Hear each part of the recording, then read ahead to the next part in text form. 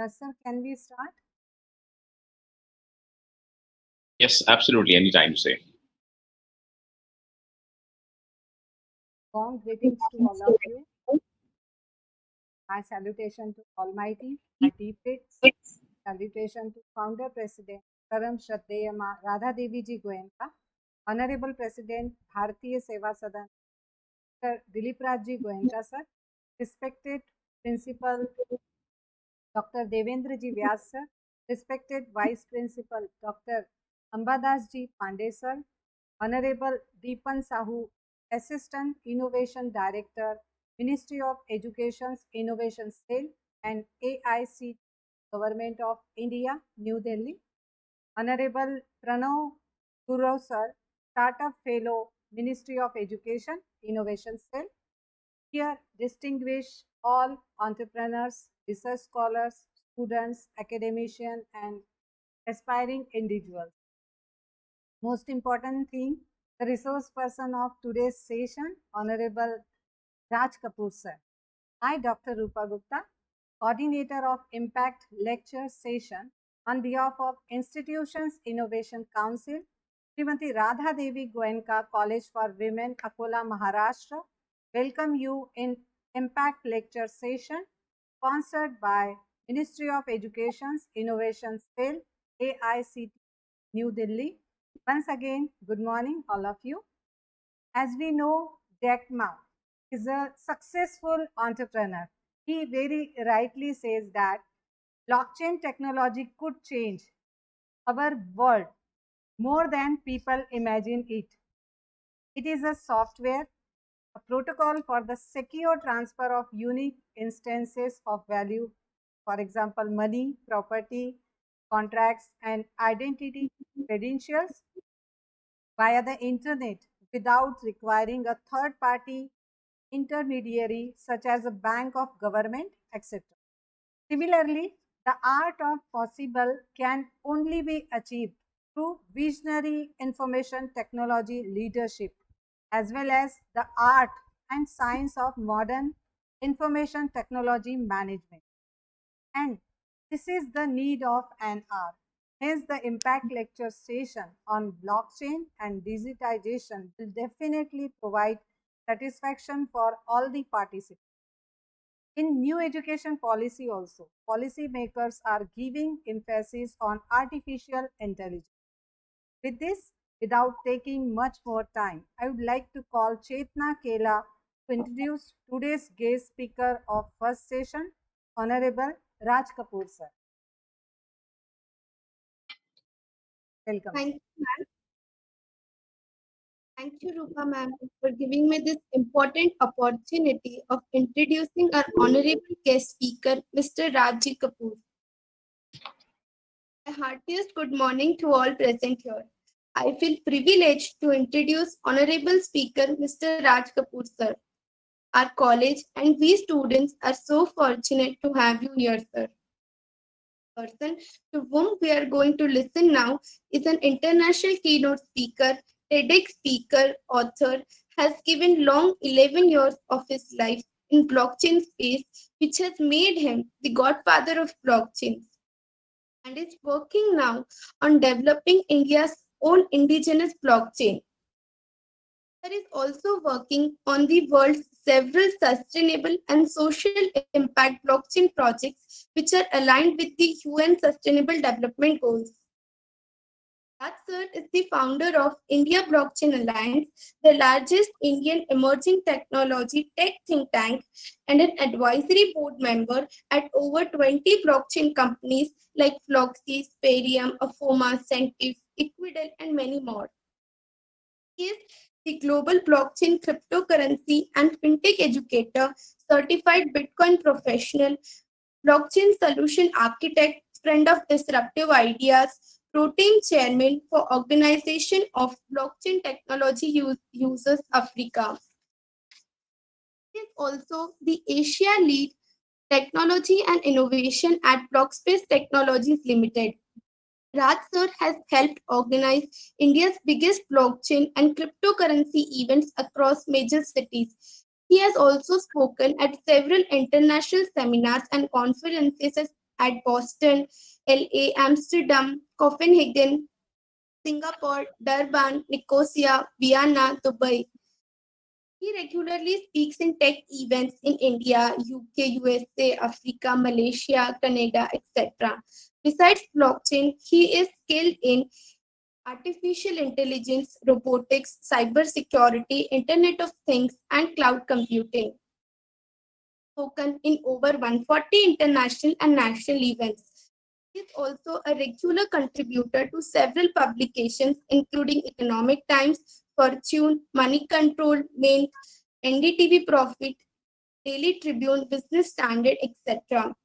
He also appears regularly on multiple television channels where he speaks on different aspects of blockchain industry. Raj was selected this year as a top cryptocurrency and blockchain influencer by Asian Market Cap. Raji has designed and worked on 4 blockchains, 5 centralized exchanges, 3 swaps, 3 DEX. He has authored 20 plus courses in blockchain, fintech, DeFi, NFTs, metaverse, and more, which are implemented by NASCOM, NSTC, CII, an academy, and multiple other edtech platforms in India and overseas. He is also in the Board of Studies of Symbiosis and VIT College.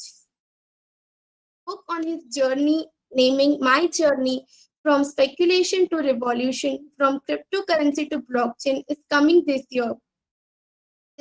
On behalf of every participant, I would like to invite and welcome a humble man, extremely passionate personality about blockchain applications, father of blockchains, for this topic, for the topic blockchain technology and its application, Mr. Raj Kapoor, with massive round of virtual applauses. We are very fortunate to have you here, sir. Thank you, sir, for joining us today. Over to you, sir. It is. Thank you, Chetna. Thank you for the wonderful.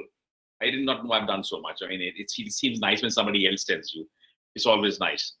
So it's very nice. Thanks, Rupa, for inviting me. Thank you, Chetna, for the wonderful. Just for interruption, Honorable President Dilip Goenka sir and Dr. Devendra Vyas sir, who is principal of our college, has given warm greetings to all the participants. And on behalf of them also, I am once again welcome you, sir. Thank you so much. Please continue. Right. Thank you. Right. 2 things. It's now, this is my 12th year in blockchain, and blockchain came about only in 2008. So blockchain is 14 years old and I'm 12 years old. I will be a teenager next year. This year, I'm still learning. You know, today is a very special day apart from my speaking with you. Today, with this marks my 200th, let's put it this way, talk on blockchain in the from last year till now. So this is my commemorative 200th one. I have one more at night at 8 p.m. With Growth School, and that is going to be my 201st. But this is 200. 200 has a special value. Okay, that's a great thing. Also, one of the key things is I think Rupa called me, Chitna, you called me a grandfather of blockchain. Yes, I used to have that title. That title has changed, and I like my new title better. There's an American company which gave me a new title after I solved a very difficult blockchain problem for them, and now they call me Godfather of blockchain in the US. So I like that title better. Sounds more kick-ass. Right. Okay, let's get started. That's enough about me. I've been very passionate about blockchain since last many years, and I hope some of that passion I can transfer to you. I have more than 40,000 students globally right now who follow me on my Telegram account, and I share a lot of information with them. But that's what I really like. I want our students to be empowered. I want India to be the next Nalanda of blockchain, where people from across the globe come and teach. I'm also going to share something very strange with you. You know, 2 days back, there was an American company which approached me and they said, "Sir, we'd like to make your NFT." I said, "Wow, what's that? Why do you want mine?" So what they have done is they've taken the top 1,000 influencers from across the globe and making them into NFT gods and goddesses. So I'm the only Indian NFT god on the metaverse in 7 days' time. That was interesting because now when I see myself as an NFT, it's going to be something unique. And that's what blockchain is all about. It has made people express themselves like nothing before. So without much time, taking more time, I'm going to get right into this. So what I'm doing is I'm switching off my video. I'm showing you a small video to start off. Rupa had started with Jack Ma's statement. I will continue that statement from a video which has got lots more stalwarts talking about blockchain. After they have spoken, I will then speak. Okay?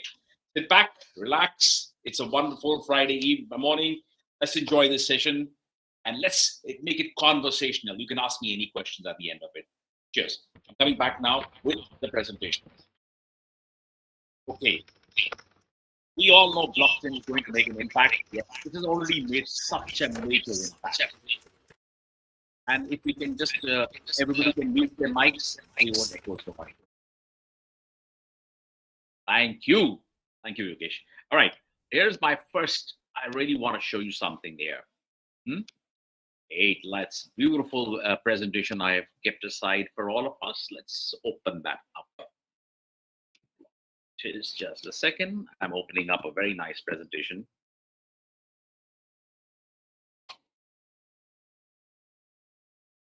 Is it raining there? No, it's raining very heavily where I am. I'm in Goa right now.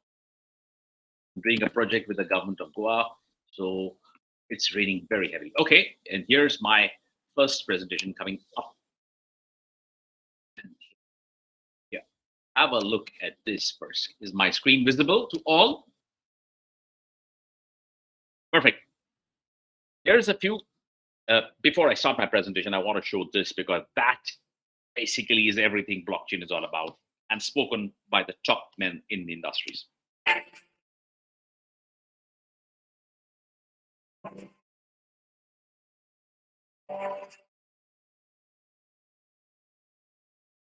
think blockchain is going to be a very critical technology for the future development of the world.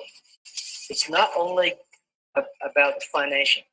Blockchain technology is not about Bitcoins.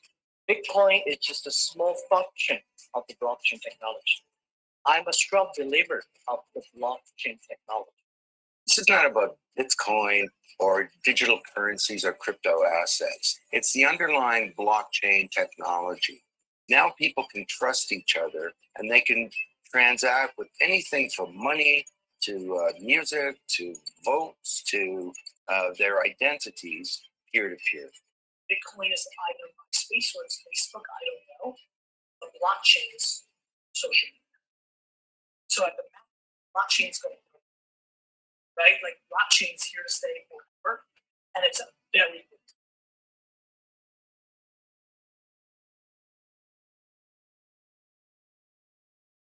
good.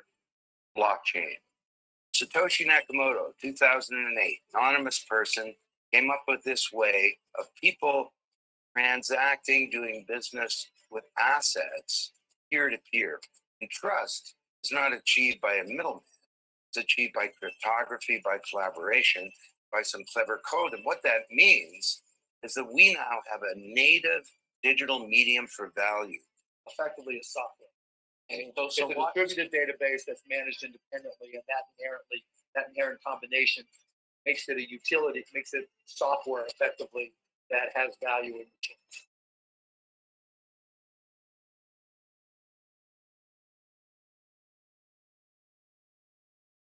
The business world of the future, say 10 years from now, it's going to run on smart contracts. It's going to run on strong encryption and on peer-to-peer based consensus mechanisms.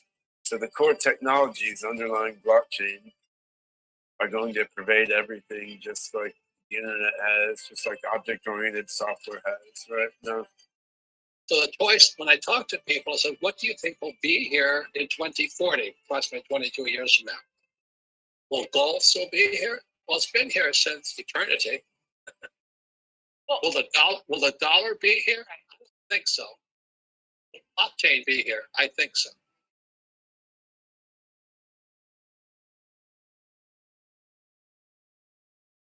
We think of Bitcoin as a digital gold, so gold 2.0, but it's money, the first of the money that was ever built purposely for the internet. So it's sort of like what your email did to snail mail. Cryptocurrency or Bitcoin does for money. Well, Bitcoin is exciting because it shows how cheap it can be. Bitcoin is better than currency in that you don't have to be physically in the same place. And of course, for large transactions, currency can get pretty inconvenient.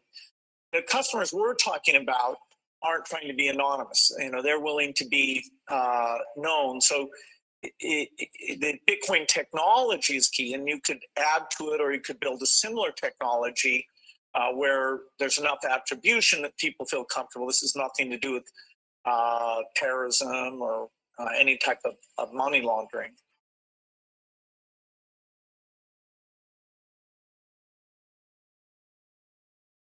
Still very early.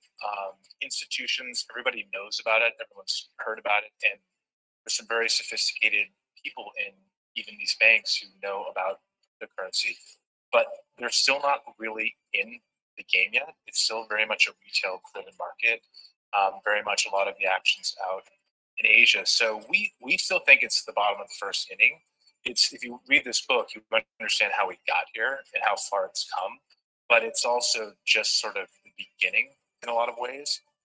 I think it is working, and there will be other currencies like it, maybe even better. But in the meantime, there's a big industry around Bitcoin. You know, people have made fortunes out of Bitcoin. Some people have lost money out of Bitcoin. It's volatile. It's volatile. Yeah, but it is quite volatile. But you know, when volatility, people make money out of volatility. So where I see crypto as effectively as a placement for cash. Well, that's your good Elon Musk. There's lots more, but I'll just keep it brief right now. And now, instead of sharing the video, which you saw a lot of people talk about Bitcoin blockchain. And by the way, this video was actually created 3 years back, in fact. And almost everything what these stalwarts said have now become a reality. All right, so I'm going to tell you, I'll keep it very simple. I'm not going to go technical at all today. I'm going to make it nice and simple so that everybody can understand. And if you don't, you can always call me anyways, that's for sure. So my first presentation and my last presentation for today is Demystifying Blockchain. I believe you can see my screen, guys. Everybody can see the screen? Perfect. Let's start with the agenda. I'm going to talk to you a little bit about blockchain, the origin of blockchain, where are the jobs, sectors, the India journey, and the future of blockchain. Let me put this up. I love this line. By the way, Growth School is where a lot of my courses are running, so I'm sharing similar one, but a little specialized one for you. For Growth School, it is a little more advanced. Anyways, there was Forbes magazine came out with an excellent headline, and mind you, today we may not realize it, but from the next 20 years, we will always think somebody told us about this headline. Because very soon we won't trust anything unless it's backed by blockchain. That's right. When we say anything, it's talking about processes, it's talking about databases, etc. For example, a lot of international bodies like the IMF and the World Bank, etc., have told developing countries, including India, we need to put our data and processes on the blockchain. Why? Because it's going to be transparent and nobody can manipulate it. We'll have a look at how that is going to pan out in the future, few slides, but this is a very important line, and bookmark it. You will always encounter it in your corporate lives as a lot of students get into the corporate world, whether they are commerce students, technology students. This statement is going to be the most important statement for the next few years.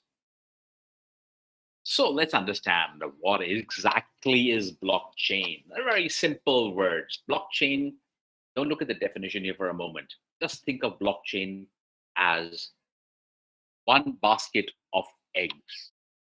Okay? If you have one basket, that's where all the eggs, which are the data, are lying. The basket is the database, centralized database in one database. Okay? That's how things are right now. In a centralized database, what can happen? Very easy to hack. So you imagine the basket now. If you have a basket of eggs and you put it on a table, what can happen? Somebody can drop the basket, somebody can damage the eggs, Somebody can steal the eggs. Somebody can steal all the eggs. Somebody can just steal the whole basket. That's your data disappearing because it is centralized. It's in one place. Blockchain completely changes this paradigm. It makes it decentralized. Now imagine 12 eggs, 12 different baskets in 12 different locations across the globe. What are the chances of hacking? What are the chances that all will be stolen? Almost zero. And that is blockchain. So it's an institutional technology, by the way, not an information technology. And there's a big difference between the two. Now, what is an institution? Your college is your institution. That's going to remain exactly where it is. Students will come and go, faculty will come and go, but the institution is not going anywhere. Correct? It's always been there. It'll be there. There are several generations that studied before, several will study after. Blockchain is a similar type of technology. The technology where other technologies will come and go. Some will work with blockchain, some will not. But blockchain is not going anywhere. That's the first part. There's another part why it's called an institution technology.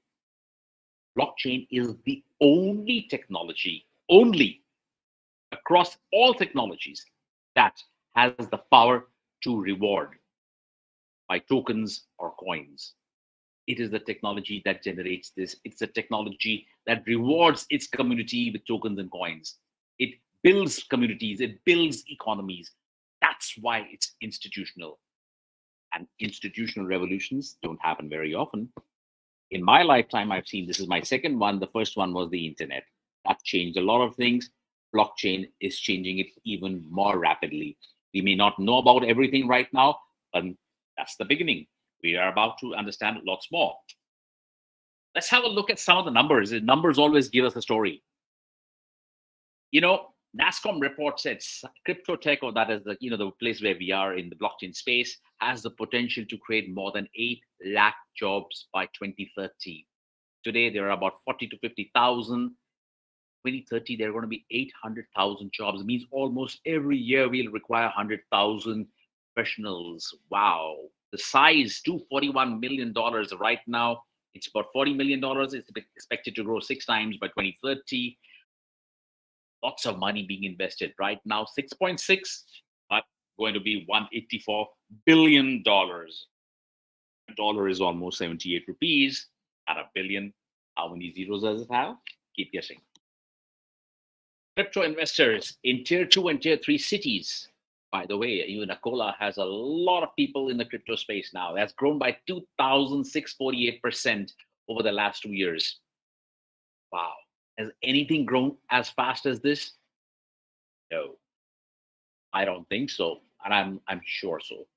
And it's contributed 55% of the signups just last year. Crypto market adoption has grown 80% in the last 1 year. And the number of people who are on crypto exchanges is 15 million. That's a lot, almost 12% of our population. That's a lot of people. Investments have gone up tremendously. Yes, that's great. So what do these numbers tell us? You know something? It tells us there is a huge opportunity for all of us, for faculty, for students, for professionals, especially for businesses, if they realize the value of blockchain. Right. Let me talk to you about the India blockchain journey.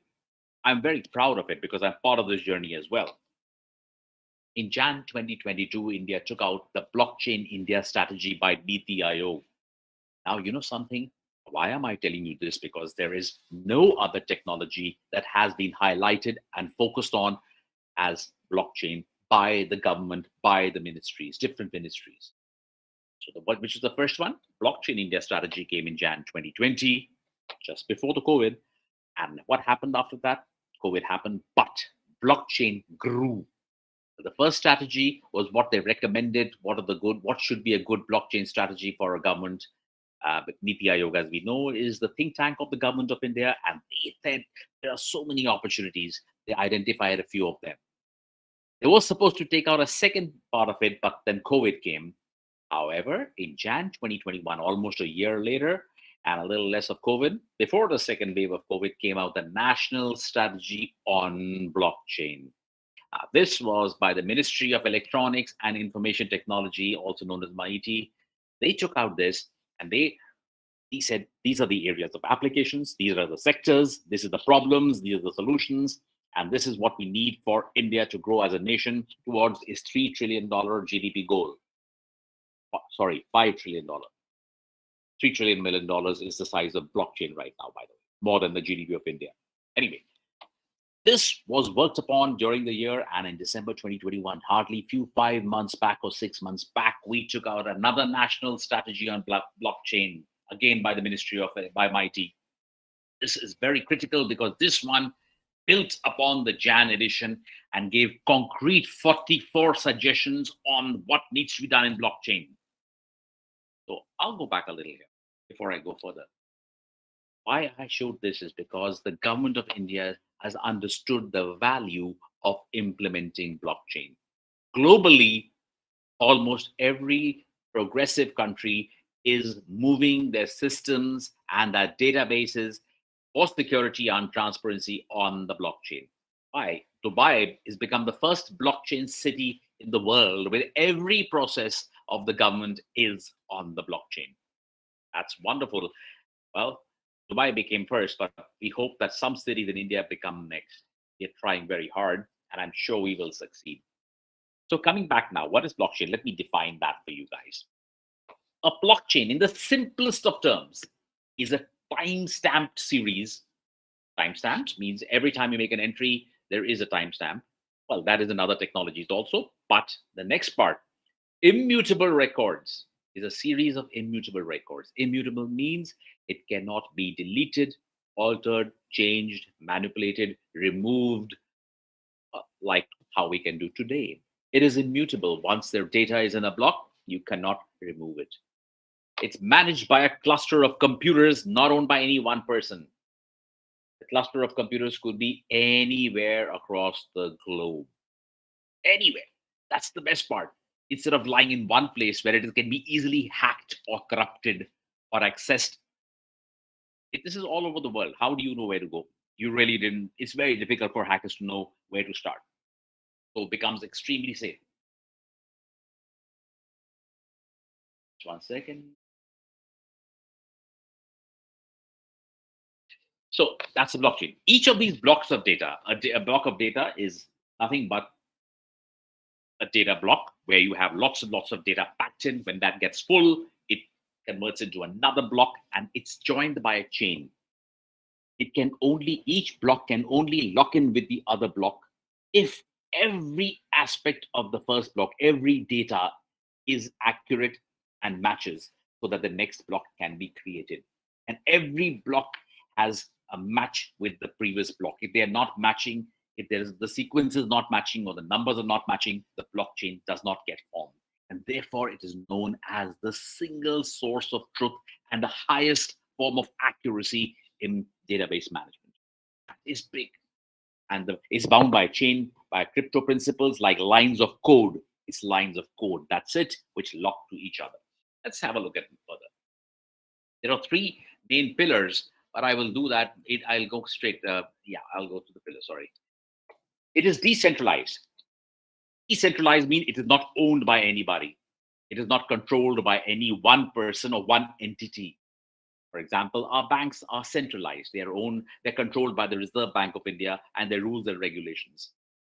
Our data is controlled by a Google, a Microsoft, an Amazon, anybody, any of these guys. They control your and my data. Blockchain, there is no one controlling your data. Nobody owns it. You own it. The second, it is transparent. That's the second major pillar. You can track and trace every transaction. There is no hiding anything. Everything is transparent and accurate.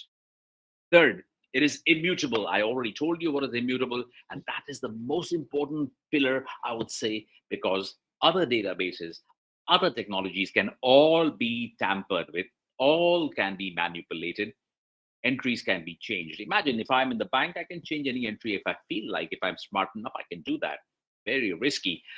Let's see, how does this Mr. Choksi, Mr. Malia, etc., how did they take away thousands of crores from our country? It could manipulate the system or the people. Now, with blockchain, not going to be possible at all.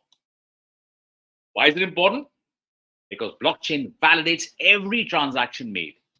Not only does it actually encrypt the block or the main server, it encrypts every transaction. Double, triple safety. Wow. Can you have anything safer than that? It's like wearing 3 bulletproof vests. That's exactly how it is. It removes the need for third party from peer-to-peer transactions. That's the best part of blockchain. I don't need a bank to transfer money. I don't need it. Third, users are in control of the transactions. You and I control transactions. Nobody else does. It reduces transaction times to minutes. If I transfer money out of the country, it takes me sometimes a few days, sometimes a few hours for it to reach the beneficiary. This is in minutes. And the best part, unlike a bank, it's available 24/7, means 365 days, anytime you feel like. And the system is decentralized, therefore safer and less likely to be hacked. As I said, all eggs in one basket are no longer there. Very quickly, I'll tell you how it works basically. Very simple, just to give you an overview. You don't have to get technical. It's a simple process. Someone requests a transaction. Suppose the transaction is my bank account. I have 10,000 rupees in my bank. I spend 2,000 rupees, and that's the request. So how much is 10 minus 2? It's 8. We all know that. That's a request. And in a blockchain, it is not one person who confirms that 10 minus 2 is equal to 8. In a blockchain, it is a community of hundreds of maybe 50, 100, 200 people which confirm the same. Therefore, all are confirming 10 minus 2 is equal to 8 because mathematics is the only one science or one technology, one thing which doesn't go wrong. Mathematics always gives the same answer, whichever country, wherever you work, everything. So mathematics is the most important thing here. 10 minus 2 is equal to 8. Yes, it validates it. It sends from here. Validation. Validation means everyone who has a copy of my account, they don't have my name. They don't have my name, my address, my country. They only have numbers.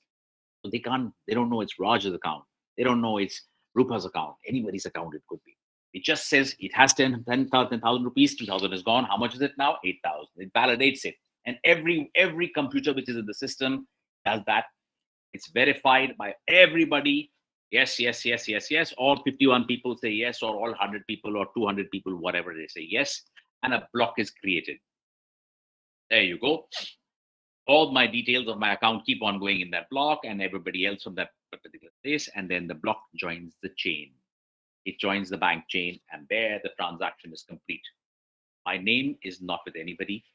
Nobody knows how much money I have, but everybody knows 10,000. We had somebody add a hash. I'm just a 16-digit code for anybody, for them. I'm not a name.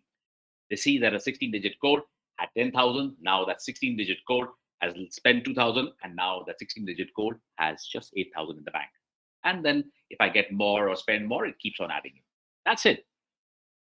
I told you about 3 pillars. I told you about being distributed, immutable, and time-stamped. I'll give you 3, 4 more.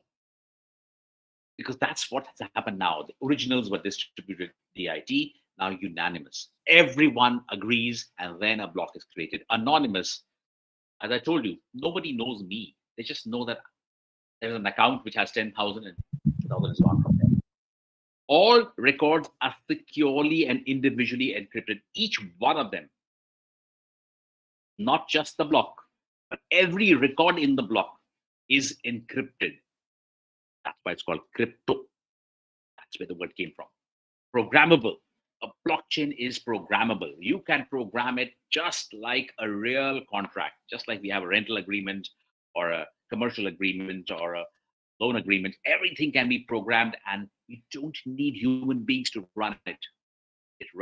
It's a self-executing contract. That's beautiful. These are the properties. You must learn these. You've got to come everywhere in your corporate life. Let me give you a very simple use case to make it really easy to understand. I have my daughter. She's in USA. She has a birthday. I want to send $1,000. So my daughter is very happy. $1,000 will come for a birthday. I go to a bank. Bank says, yes, sir. So I say, how much do I have to spend? They say, sir, you have to spend 80 rupees for the dollar. I say, well, I came in the morning. I checked the rates. The rates were 76 rupees. Bank says, sorry, sir, these are the bank rates. The bank always charges you more when you buy dollars or any other currency, international currency, and it always When you want to sell it, they give you less than market rates. Okay, so I have to depend on a bank. I can either send to bank or Western Union. But all right, second thing it says, okay, sir, you're sending $1,000. I'll charge you $10 or $15 as commission. So I ask why. This is we have to send it to another bank, and the other bank sends it to your daughter's bank. All right. If I have to send it, I have no choice but to agree to what the bank says. And the process is quite long. I have to fill in a lot of papers. Now, that's the traditional way a centralized system works. I'm giving you just one example. Okay, this is not the only. Now, what happens also, by the way, all the data is stored in one place, in the cloud or the internet or on bank servers, everything in one place. That's traditional. Now with blockchain, what happens? I send currency direct from one to one. I eliminate the bank. See, your bank, then to her, now straight to her. The blockchain network allows me to send money directly to her. It is disintermediated. There is no intermediaries. I don't have to pay anybody any commissions. It's distributed. My data is now all in so many places. Here it is only in one place, and that's the distribution of it. It's decentralized. No bank is telling me what to do. I'm getting the best rates anyways because it's catching the market rates, and therefore it's trustful. In life, you will be seen. It is going to be called programmable trust. So that's the idea. So now instead of having one ledger here, which are prone to errors, tampering, etc., we have multiple ledgers or multiple records and multiple nodes. That's it. Well, let me give you the origins of blockchain. 2008, the blockchain came about very prominently. Markets across the world were crashing because people had lost faith in the banking system. In the US first, and in Europe, and all across the globe. There was a lot of companies which crashed, Lehman Brothers, and so many small businesses. Everybody crashed. Everyone was losing money. Everybody lost faith in banks. They were withdrawing money and they were placing it elsewhere. So on. So lots of things happened. During that time, 31st October 28, the Bitcoin white paper was published. The white paper was nothing but a document which said we don't need a bank. Whatever I've taught you just now, or to talk to you about disintermediary, distribution, immutability, peer to peer, it talked about these concepts and how you can actually move digital money from point A to point B without a bank, without commission, without a middleman. That was the essence of it. I suggest for those really interested in Bitcoin, please download it from the net. It's called the Bitcoin White Paper by Satoshi Nakamoto. So what did Satoshi Nakamoto really was? Satoshi Nakamoto was never a real man. He was anonymous because he was scared. He had challenged the system. He had challenged an institution. Nobody's very comfortable after that.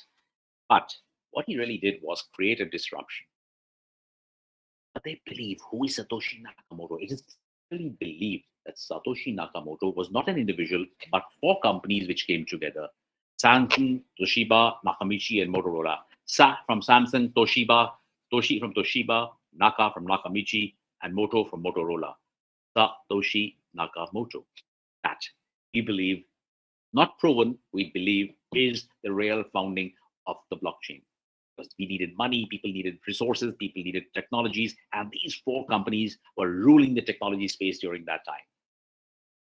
Well, then what happened? There was awareness for 5 years. Nobody really knew what to do, what not to do. I was very fortunate during the awareness time to have come into the blockchain space. By 2010, I was into the space. Wave 2 was experimentation, where a lot of companies, corporates, enterprise started experimenting with the technology and saying, how can we use it in our work sectors? And wave 3, we are in the middle of a transformation phase, friends. We are transforming the way technology is transforming, the way blockchain is transforming, other technologies are transforming. So the journey has been 2011 to 2022, a beautiful journey where now almost every company wants to either implement blockchain, experiment with blockchain, or is already implementing blockchain projects. That's the whole journey from, and 2016 and 18 was very, very critical. That's when the maximum number of people started jumping onto blockchain. Which are the sectors? Well, there are many sectors: manufacturing, utilities, technology, gaming, healthcare, insurance, government, e-governance, banking and financing. Biggest right now, even today, the banking sector has the maximum number of use cases on blockchain, but that's changing. Others are coming in. Manufacturing is there. Energy is coming in now. We are even doing hospitality. A lot of things happening. This pie, which you see pie chart, is going to change every few months. But bottom line, it gives you an idea. Many sectors are at this. Here's the government of India's map, by the way. The government of India has got 92 projects in 14 states on multiple blockchain initiatives, and registry, digital certification, record management, birth certificates, organ transplant, ration distribution, lots of things happening. That is big, right? That is big. Now, why is it big? Because when the government is in 14 states is implementing blockchain, it means there is a huge opportunity for the rest of the world and the rest of the states as well. Let's see what experts have said. $3 trillion economy by Gartner. Blockchain is going to be $3 trillion by 2030. And $3 trillion, as I said, is more than the GDP of India and hundreds of other countries as well. Second, blockchain guys, professionals, 400% growth over the last year. Ooh, that's tremendous. This was in 2019, these statistics were there. In 2019-20, they were just... Can you please mute? Rupa, can you just mute the people who are... Thank you. Yes, sir. Thank you. So 45,000 to 60,000 people were there just in 2-3 years back. Now that number has more than doubled, yes, but still 100,000 people in this space, very little. That means there are not lots and lots of more people. You just go to LinkedIn, and I'm sure most of us are on LinkedIn. You will find on LinkedIn, when you search, the number one most in demand skill is blockchain.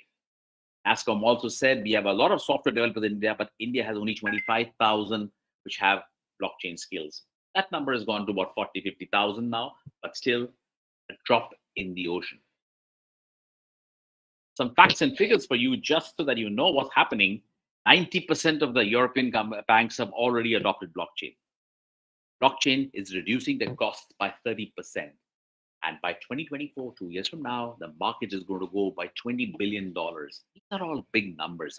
These are more numbers which you can see. IBM is doing 600 projects. PW says 270 billion in assets have been distributed. The agriculture market is also growing very, very big. I'm doing a few projects with the government on agriculture as well. They are really doing really good, saving costs, time, and becoming more transparent. Gartner says it's going to be $360 billion of projects happening in the next few years. Reuters, banks. I mean, all these are big numbers. I won't really go into the numbers at this point of time, but what you know something? The numbers have only one thing in common: opportunity, opportunity, and more opportunity in a growth space, in the growth of blockchain. Let's come for the students. And now, if you are going to understand blockchain and you say, well, what happens if I actually take on blockchain? Well, there are lots of things happening in this. Blockchain jobs and careers are booming, not just in India, but right across the globe, everywhere. Salaries in the last 2 years have gone up by 2,000 to 6,000%. Wow. The jobs are not salaries, but the job requirements. And the salary is up 50 to 100% since last year. Boy looks happy. He will be happy. He's got a lot of notes in his hand, right? That's because he's probably a developer and he's made lots of money. Right. What are the other opportunities? Now, a lot of people think that blockchain is only for techies, so people who love programming, who are doing B.Tech, etc., etc., etc. Well, think again. No, blockchain is the only one technology that gives opportunities to tech and non-tech professionals. Let's have a look at this wheel. This wheel has got 16 different job roles in the blockchain space.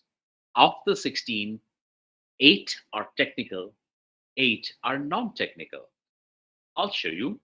You look at this, and the market demand is here on top. A blockchain engineer, 9 on 10, he's a techie. A blockchain developer, 9 on 10, he's a techie. Quality engineer, 7.2 on 10, he's a techie.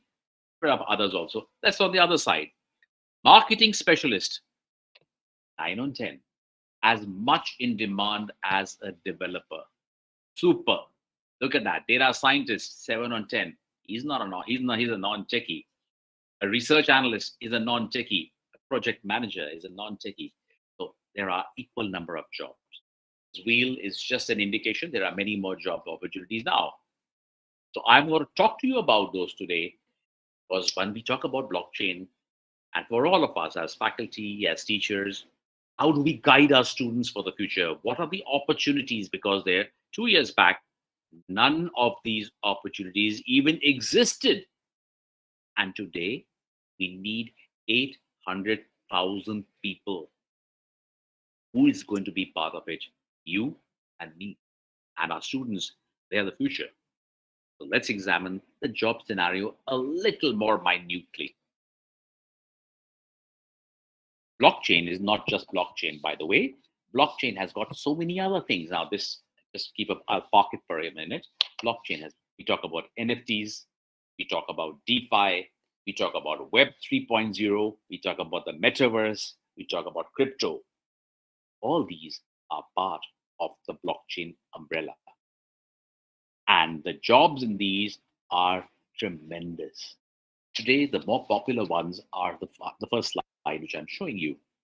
Developers on this side, that is my left-hand side, the blockchain. These are the technical, job opportunities for developers, engineers, quality engineers, data scientists, tech architects, analysts, and some risk analysts also. Other side, we have project managers, product managers, technical recruiters, blockchain attorneys. Blockchain attorney is like a chartered accountant of blockchain. He knows the rules and regulations and compliances of the blockchains and can give advice accordingly. Very high demand, very, very high demand. Blockchain business development, very high demand. Every day I get people to say, sir, I need somebody who can help me market my blockchain products and solutions. Marketing heads are paid up to 80 lakh rupees in India per year as salary, and they don't even have to have more than few years experience because blockchain is young anyways. ICO advisors. ICO means initial coin offering. Now we definitely heard of IPOs, initial public offering, just like we have for our stock markets. Recently we had an LIC IPO also lately, and they have a lot of advisors, all these in the stock market. But in the crypto world, in the blockchain world, you need to understand it so you can give the right advice. ICO advisors are very highly paid. And crypto journalists. Another great space is crypto journalism. Crypto journalists are paid really, really good. I have a friend of mine, and he is a crypto journalist, sits in Bombay, probably earns 2-3 lakh rupees on the side while he's doing his other day job, anyways. What I'm saying is there are opportunities, but these are not the only opportunities. These are for the traditional blockchain opportunities. NFT has come all of a sudden in the markets. NFT is big. NFT is not just big, it is now coming in so many forms and shapes that people said we don't have NFT professionals. For those who don't know what is an NFT stands for non fungible tokens.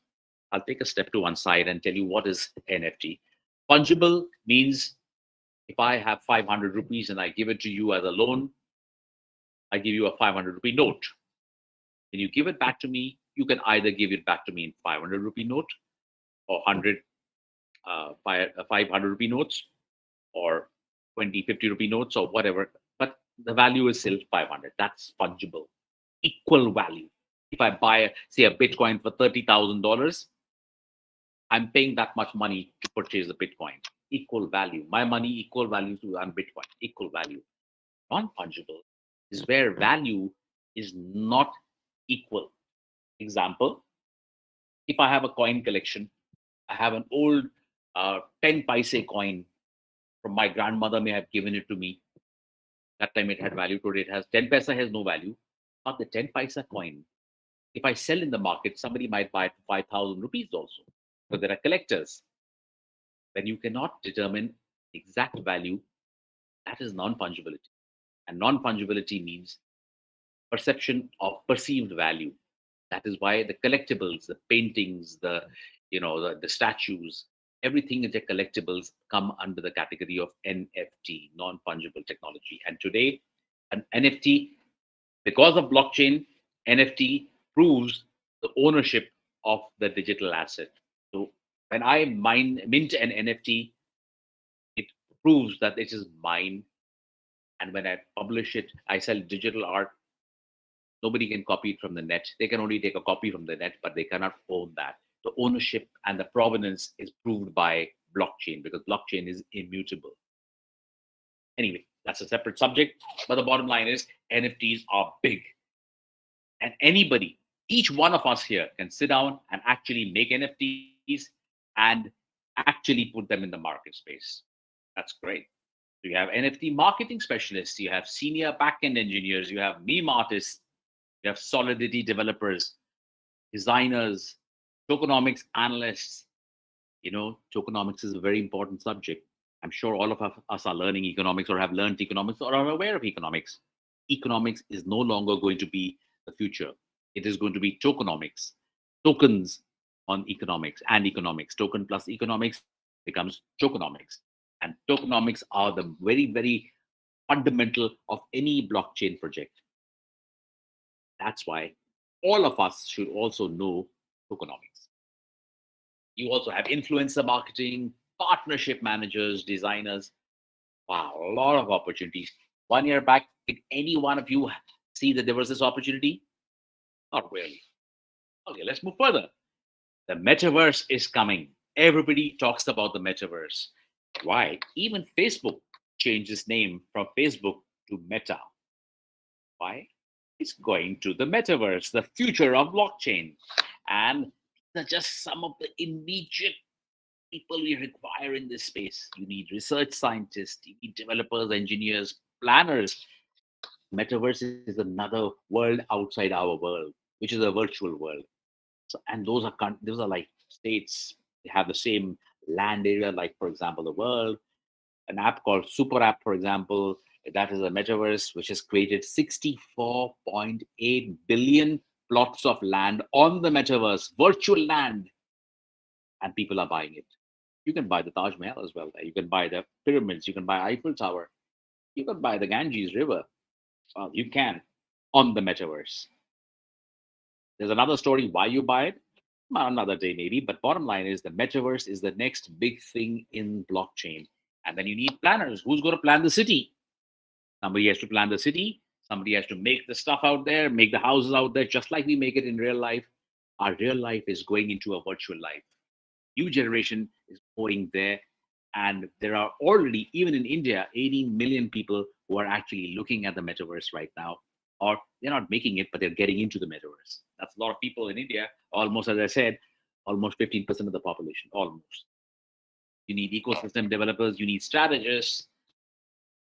Then, I don't know how many of you know, our internet is going to change.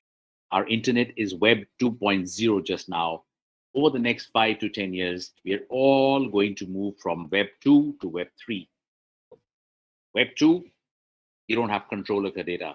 Whenever you have to get into any application, any program, any platform, you have to give your username, you have to give your email ID, you have to give your maybe a mobile phone, everything.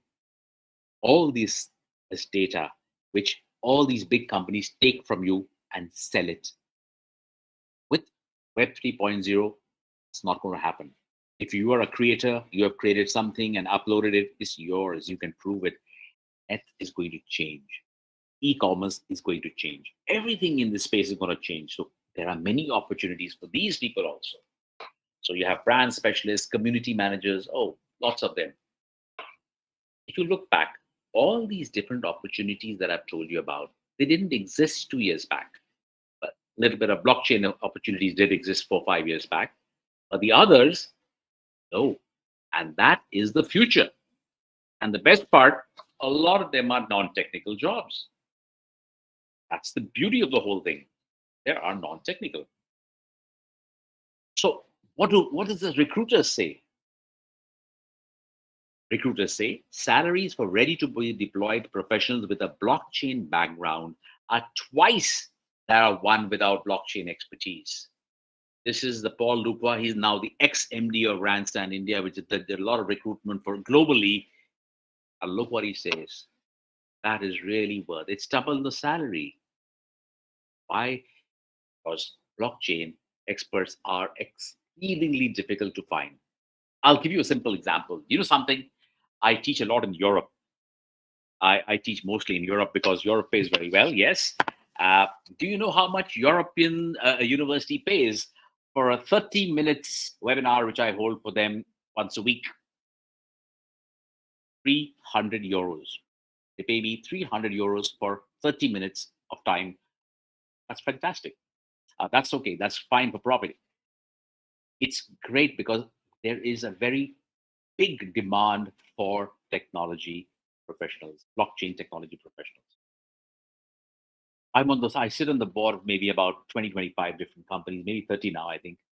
Each one of them pay me a very good amount of money to sit on the board. I'm not complaining.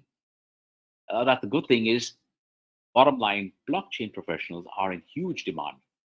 Let me give you an example of two people. Uh, one very young college student. He was my student, and he specialized in one particular platform called smart contracts in the blockchain.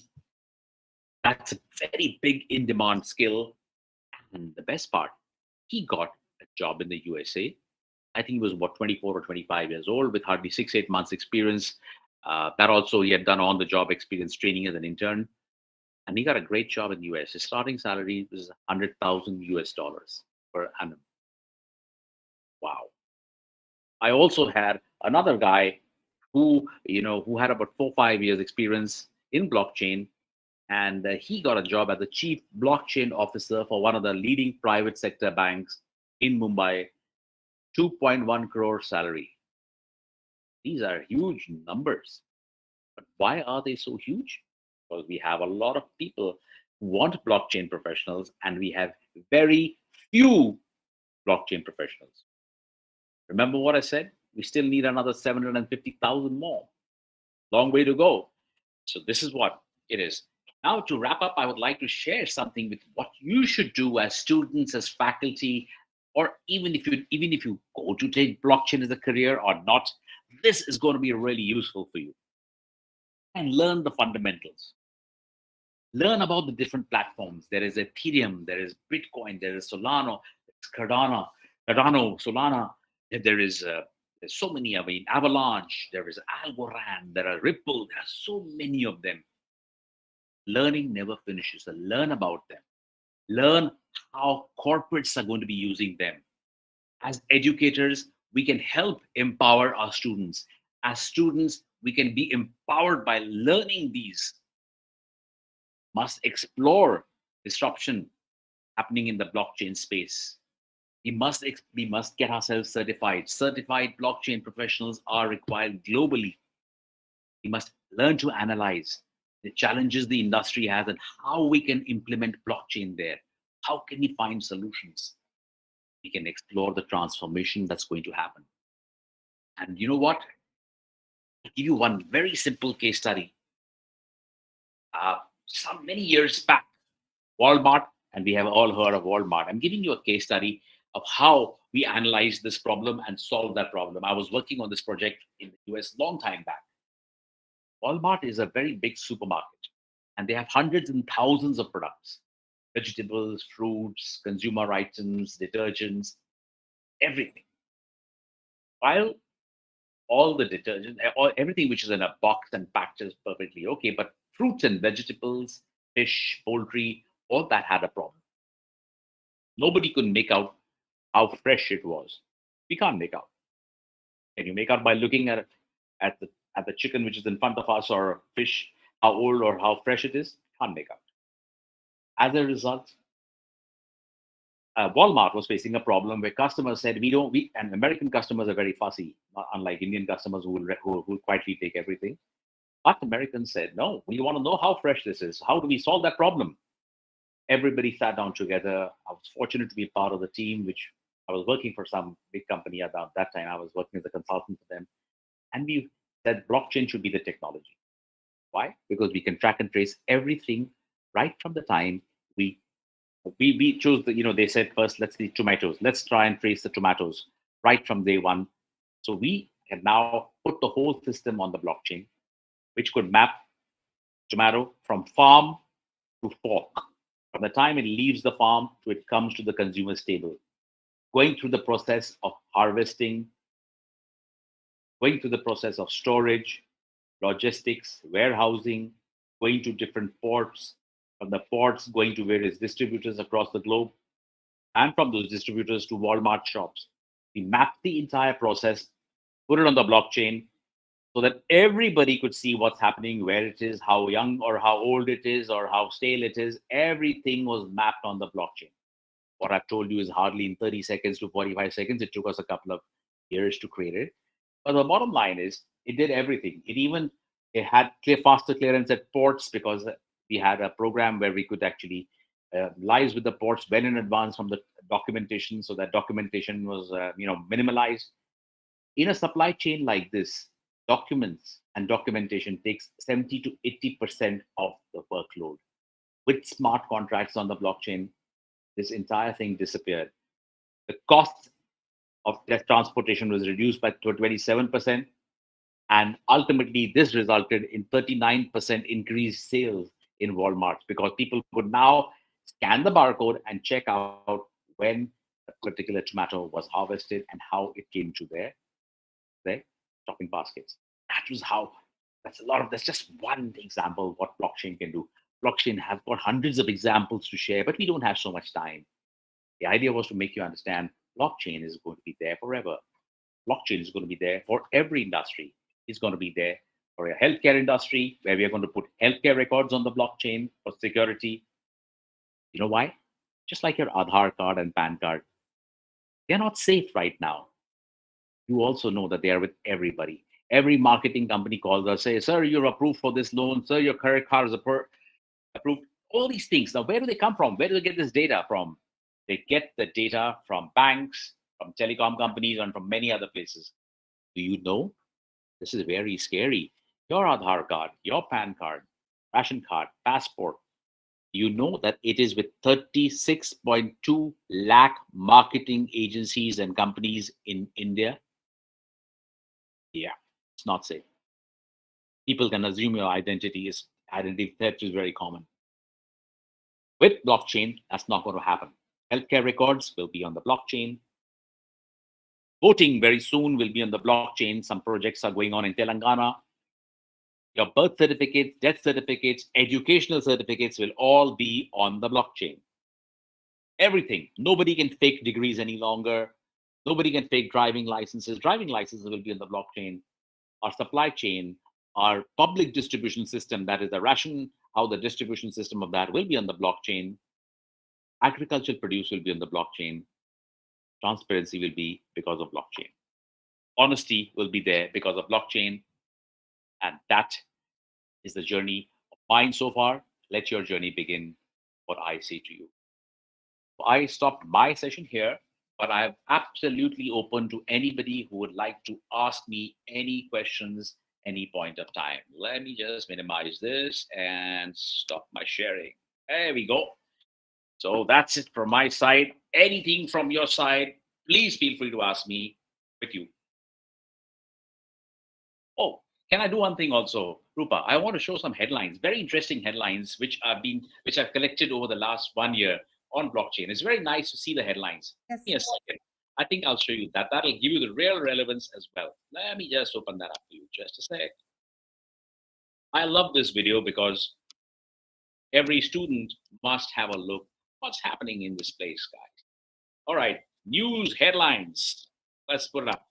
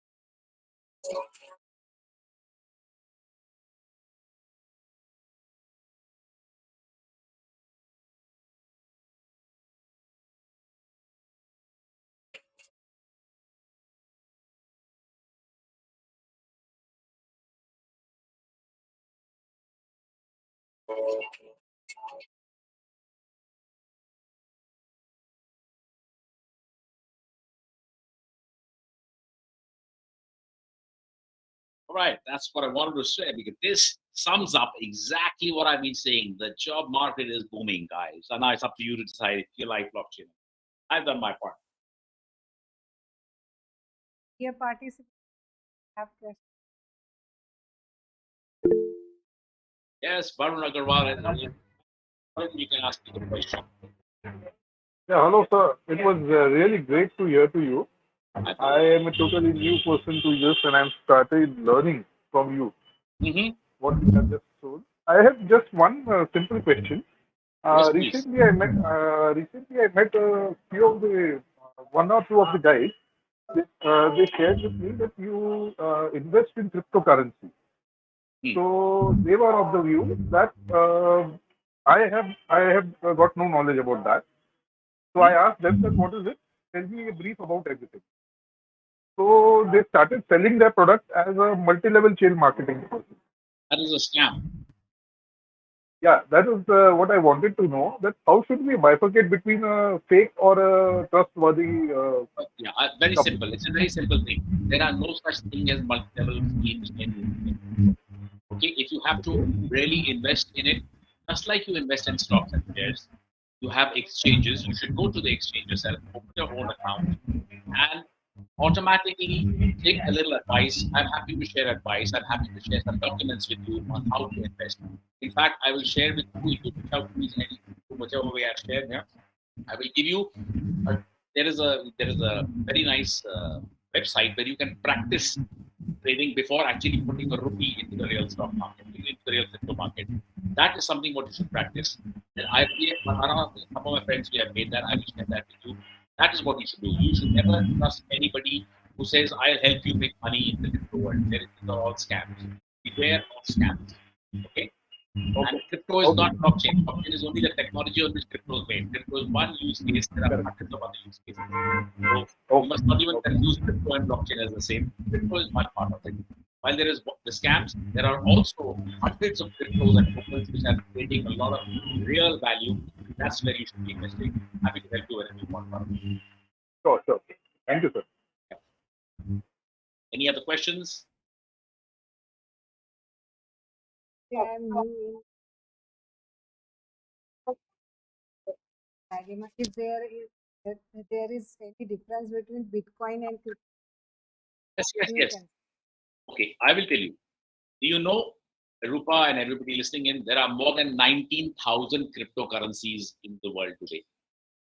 Now, how do I know which one is the right one? How do I know where to put?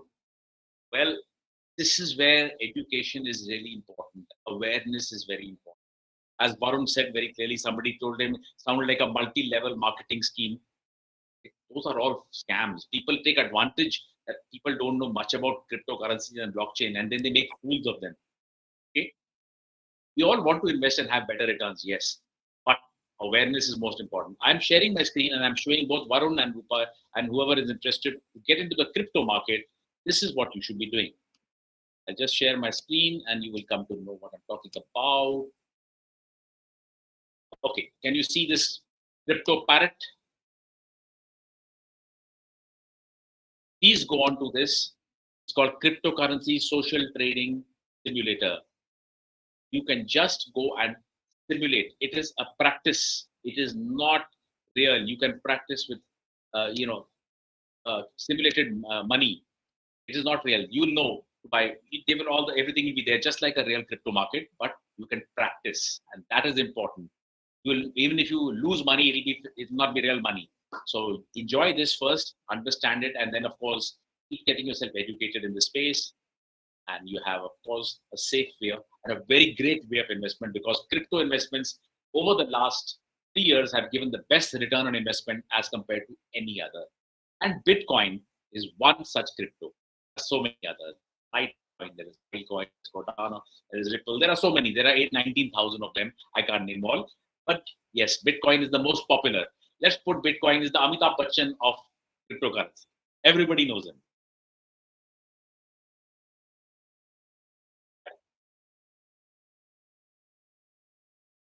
Sir, I have one question.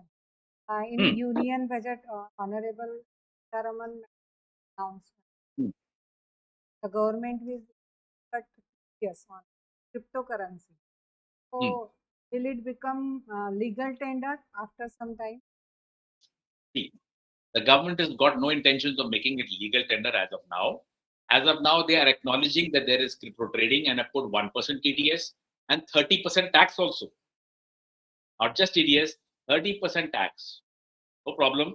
At least it is the first step saying we recognize it. Before they were only talking about banning it.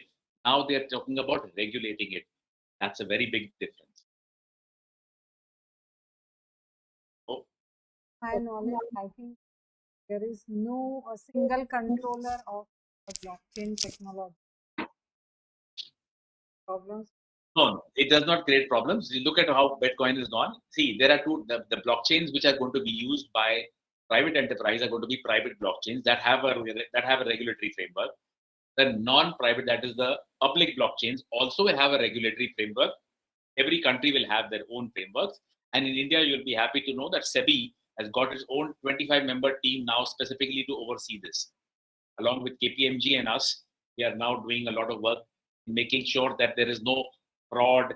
I mean, you can't prevent everything in life, but you can make it lesser and control it in advance. So fraud, money laundering, terrorist funding, all these things, issues, we are now creating frameworks for the government because that is going at standards. All these things are also important. It will take time. It's a young technology. It's just started. In 5-10 years, it will become a very mature technology. But to get into it early is the right thing because in future, you'll be most in demand. As I am from women college and our crowd is from rural area. So what should I do for creating awareness among the students? I'll tell you what we'll do is whenever you want, I will actually come down whenever you want. I do a lot of work in rural India because tier 2 and tier 3 is the more powerful India in my opinion. I myself come from a small town in Punjab, but I understand the power and the aspiration of rural India. I also understand the aspiration of girls. I'll be very happy to share one more thing also. We have a program for girls. It's called, it's for making them aware of cryptocurrency and blockchain. It is funded by my wife and myself. We funded it. If whatever we earn, 75% of that goes into educating the girl child, especially in rural India. And you'll be happy to know, as of right now, we have 1,837 girls who are studying various aspects of blockchain and technology for the next level of the future workforce. So I'll be happy to extend the program with you.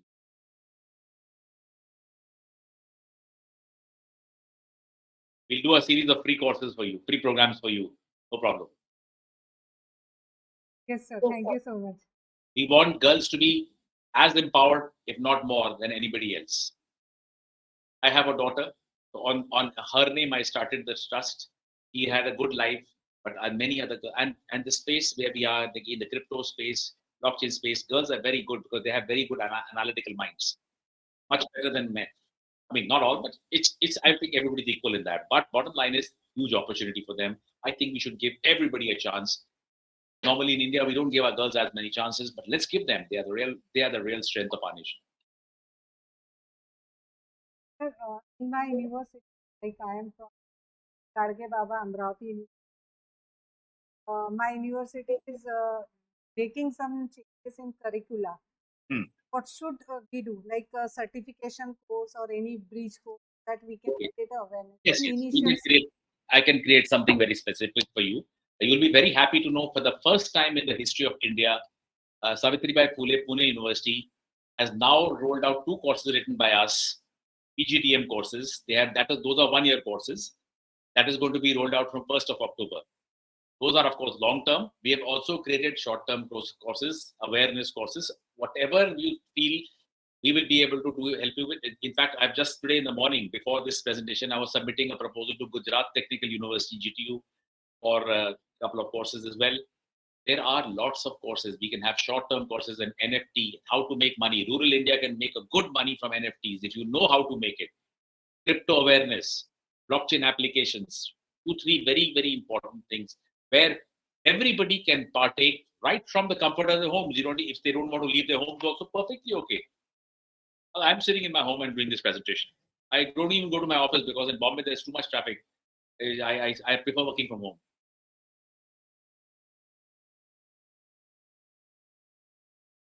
Dear participants, don't have any questions because we have the godfather of block technology.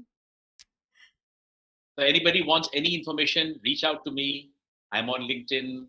Rupa knows me. So anything anybody wants, feel free. I can help anybody, their projects. I can help them with education, wherever. I'm happy to help. My idea is to make blockchain use. Everybody should be aware of blockchain. Yes. Good morning, sir. Yes, Nikita. My name is Nikita Gavi. My question is how to work blockchain technology for farmers. Very good question. My blockchain document to the government of India has now going to become policy. So maybe what I could do, Nikita, if you share your, I will give you a whole presentation separately on how blockchain is making a very big difference in the supply chain, price transparency, removing all the middlemen in the process, correct rates, correct delivery of fertilizers, correct delivery of seeds, proper identification of seeds. We can even by blockchain, by just waving the app over the seeds, know exactly what quality seeds there are. So because I have written a very big paper, I will be very happy to share it with you anytime. It's gone to the government of India 6 months back. Is now policies being written on it. So your question is very relevant. It's a very big application area of blockchain. Well identified. Nikita is from rural background. That is the rural India is the main India. There is India and there is Bharat. There are two ways of looking at it. I believe that.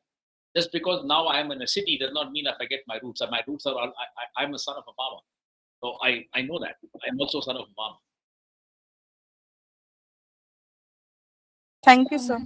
Thank you. And anything else, reach out. Kita, want to something in the blockchain space in whichever part of the Maharashtra you are or wherever you are, I'm happy to help you. Yes, good morning, sir. Yes, Sonam. Yes, sir. Sir, I just want to ask that how could we use blockchain to connect with other parts of market? Or well, you can connect with any technology. What blockchain does here is blockchain secures the data so that nobody can steal your data. Right now, whatever systems are there, people can take out data and sell it to everybody. You want to connect to different markets? I'll give you an example. Now, Dubai has opened a trading platform where, very carefully listen, everything is on the blockchain.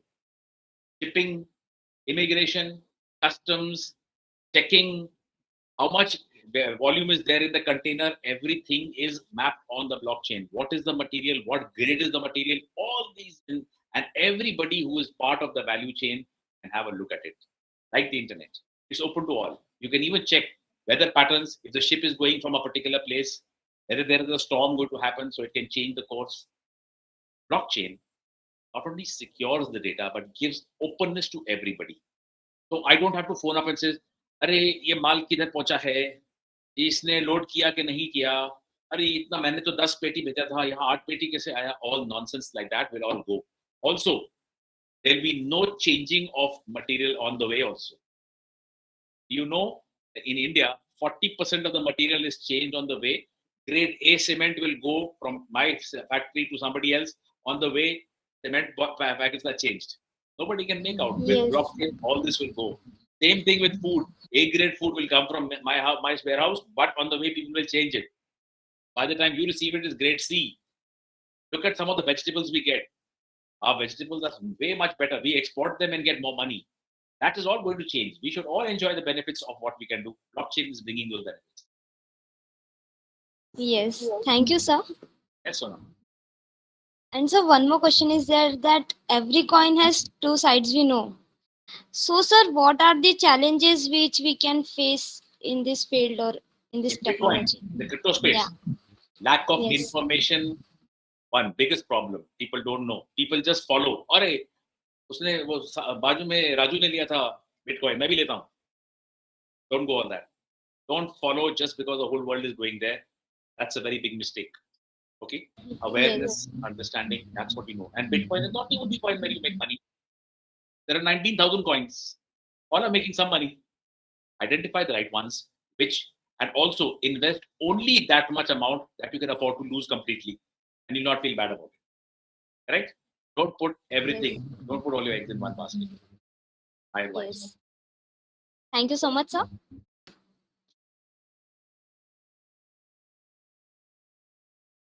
Right? Thank you for all the messages which are there in the chat box. I appreciate everybody's messages. Thank you. How can one know whether which coin is proper? Or That is one of the courses I will teach when you tell me to teach. I will explain to everybody. I can do a 2-hour, 3-hour presentation specifically on that. How to identify good investment opportunities, how to identify fraud, how to not fall for greed, how to understand the fundamentals and technicals of this space. 1 hour is not enough for that. Is there any question? Hello, sir. Yes, Deepak. Hi. Yeah, sir, could you recommend us any books? I mean, on the basis of blockchain. Well, what you could do is there is a very nice workshop happening. I'll just share that with you. If you want, you can do that. Hold on. It just costs 500 rupees for a 5-day program. It's a very nice one. Written by me, so I'm just sharing it. 1 second.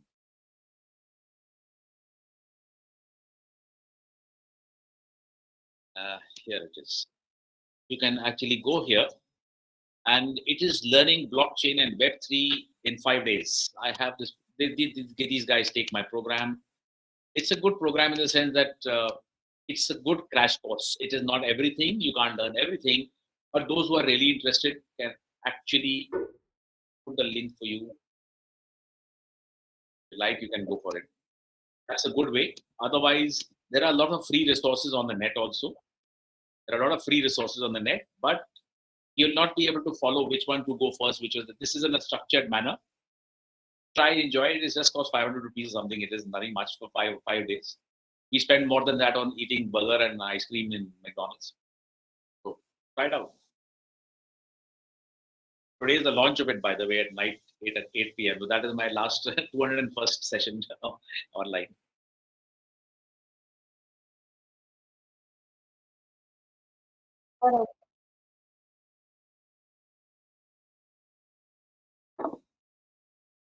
I think, Rupa, we covered quite a bit of ground. Okay. I have another meeting to go to. So thank you so much. My pleasure. Please feel free to call me anytime. Always happy to help all the girls with there. They are our future. They are what we need to empower.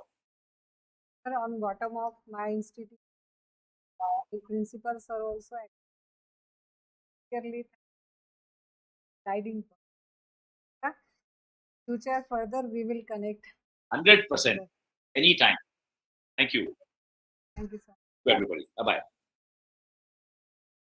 My humble request to all the participants. Just a second, this person is joining within few minutes. Please wait. He has also expertise in digitization.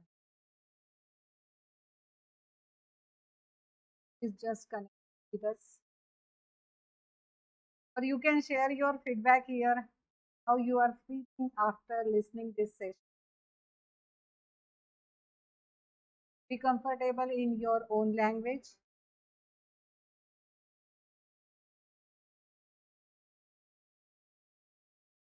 Because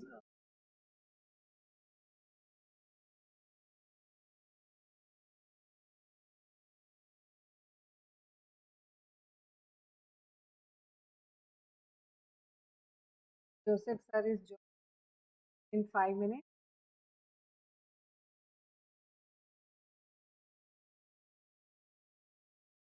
आप लोग अपना experience share कर सकते हैं?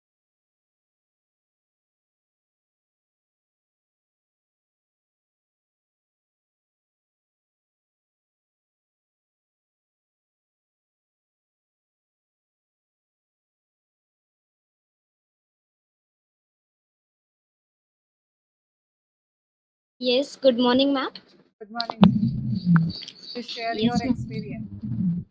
Yes ma'am, जैसे कि राज sir ने बताया और उन्होंने जो हम उनके पॉइंट्स थे ब्लॉकचेन को लेके, जो हम लोग को पता भी नहीं है, I think so most of the students जो यहाँ पे हैं उनको पता भी नहीं कि व्हाट इज ब्लॉकचेन। सो वो हम लोग का डाउट क्लियर हुआ एंड बहुत अच्छे से समझ में आया।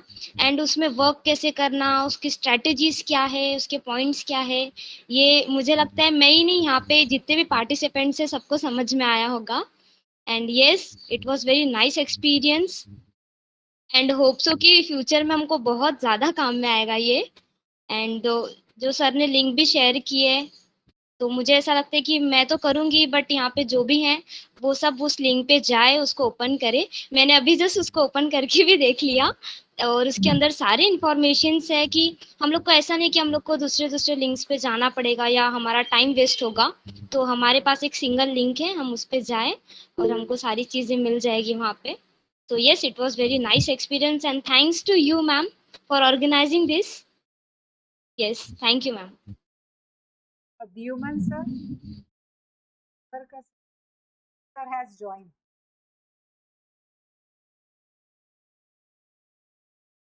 Good morning, sir.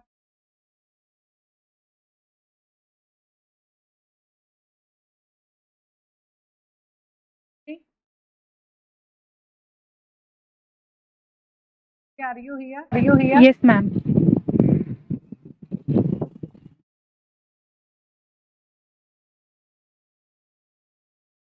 Morning, sir.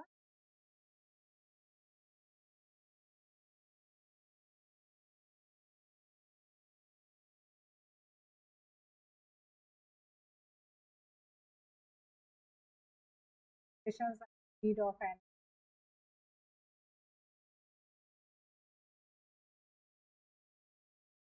Can you hear me? yes, sir. Yes, sir. Okay. Very good morning. Thank Very you good so morning. much. Sir, can we start?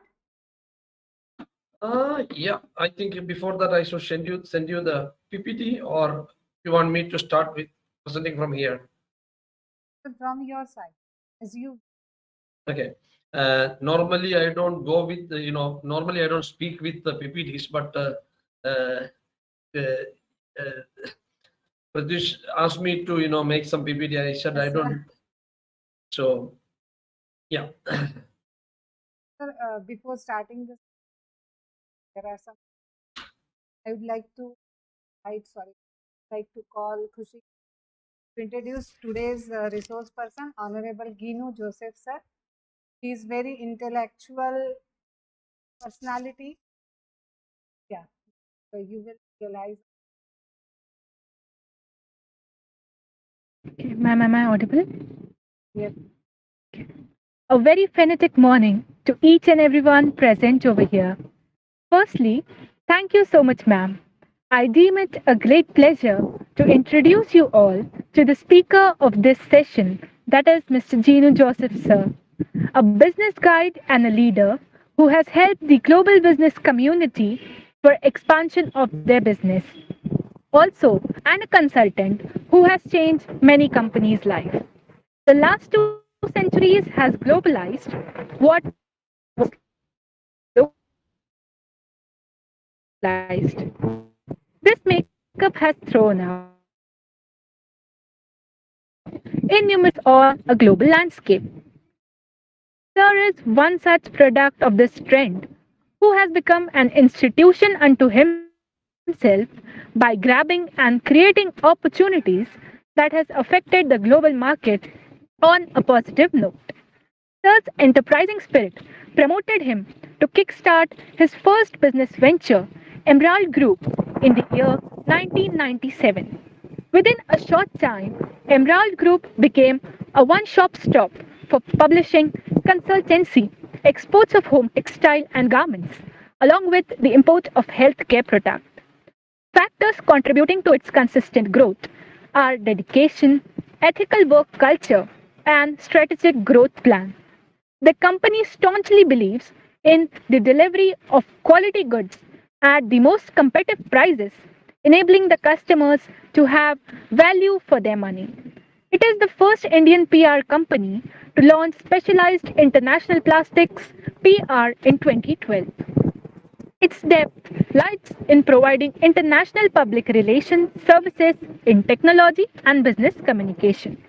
Emerald Group, with its 12 years of fruitful presence in the market, has been an excellent PR and a perfect business partner. The sustained success of Emerald Group has encouraged Mr. Joseph to further his enterprising goals. So, apart from India, the company has registered its presence in Europe, USA, Australia, and Canada. Sir was connected with the plastic industry since 1991, and here he discovered a lacuna which he successfully filled by launching, editing, and publishing India's first magazine related to the plastic industry on 19th of February 2020 and aptly named it Modern Plastic India. After this stupendous success, Mr. Joseph has launched several portals which he serves in his capacity as the editor in chief. Sir is ever ready to learn more about the growing plastic industry, and he has been attending, covering, and participating in various plastic related exhibitions, whether they are held in India, the USA, Europe, China, and etc. His over 2 decades long association and experience with plastics has been acknowledged as he has been rightly appointed as an integral part of the advisory board of many international exhibitions held worldwide. He serves as honorary vice president, German India Plastics and Polymers. Also, he is a member in many foreign associations and organizations. Sir changed the fortune of many companies by implementing his target oriented growth plan. Sir assists Indian companies that are looking for avenues for exporting their products and also foreign companies who wants to expand their business in India. Sir gives assistance to government of different countries to increase their investment. Precision based technology transfer is another area where Sir's expertise has reaped benefits. In an ever changing global scenario, Sir realized the importance of multimedia and has entered TV and news media production. Within a short time span, his sharp business acumen and foresight has made him a leader of multidimensional business ventures in media and communication. His company has produced many documentaries and short films dealing with various social and economic subjects for state governments of Kerala and Karnataka, and these have impacted the lives of the ordinary as well as the elite on a massive scale. He is also a corporate trainer and and is also a business development strategist. His acumen has successfully led many companies to earn profit. Along with that, he is involved in the intermingling of German and Indian cultures through an association as well. As Sir serves as an advisory member for many American, British, Canadian, Irish, and European companies, he is also the first vice president for German India Plastic Polymers. He is a publisher in last 22 years and a business consultant who can turn your company into profit. It is indeed a great pleasure to have you over here, sir. Looking forward towards a magnificent session by you on digitalization for economic growth and job opportunity. With this, over to you, sir. Thank you, Kushi. Thank you, Dr. Rupa, for inviting me. Thank you for so much introduction. Normally, I don't like to, do PPTs because, then it won't be live for everyone. Digitalization is changed beyond our imagination. I don't know how many of you might be used internet 20 years ago maybe most of the professors or the senior people from the organization might be used. I started my career as a software hardware engineer in 1992. Those days, internet was a dial-up. That means you have to connect a telephone line and connect to the internet. And today, the internet era is changed. I think if you go 25 years ago, it was difficult to get the internet connection in Akola. Today, it is internet savvy, the whole nation, not only the nation, the whole world is changed because of the pandemic. So the digitalization made many advantages as well as many disadvantages. Like if you look into the digitalization, like economic growth and job creation, if you look that compared to in 2011, it was created only maybe 6 million jobs. In 2011, if you look today, it is changed. Maybe I think 6 into 3, it is maybe created around 20 million jobs after the COVID-19. The original data is yet to come from Europe or US. But if you look into Indian strategy, it has changed many lives. And even if you look into the situation, I was talking to somebody yesterday at an event, and that lady was telling me, sir, when you travel in first class or second class in local train, there are ladies who bring, different kind of products. Finally, if you don't have cash, you can scan and pay. This is the way the digitalization is grown in India. I don't think I need to explain all these things because all of you knows about this. India is far ahead of the whole world in digitalization. For example, we have partners in Germany and US. Still, they are yet to waiting for paying. Europe, most of the people doesn't like to use this Google Pay or such online payment gateways. But in India, we all are confident and ready to use such platforms. When you look into the jobs, like based on the digitalization accelerated economic growth and facilitate job creation, it provided a 193 billion boost to the world economy in 2011. If you look today, it has multiplied, I think, 3 times or 4 times. Digitalization impact is not uniform across the economy in different stages of development. It has a great impact on economy growth in developed economies than the developing ones, larger by a factor of 1 quarter. However, developed countries experience less employment growth compared with the developing countries. That means if you look into India, it is giving a lot of job opportunities. But if you look into Western countries, the digitalization is reducing their job opportunities. Like 2 days before, I was speaking to one of our director in Germany and another. We had a Zoom meeting. Then they said, "Oh, can you remember, Ginu? We used to how difficult it was, to get connected to each other from Germany or India and US together maybe 8 years back." So digitalization made many changes, including our classes, maybe the sections.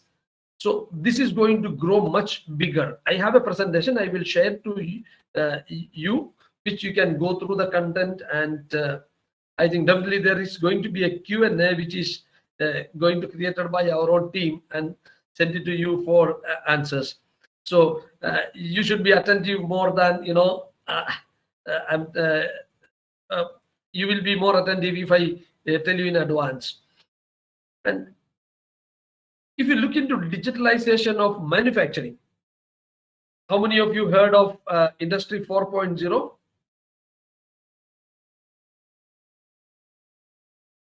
Okay.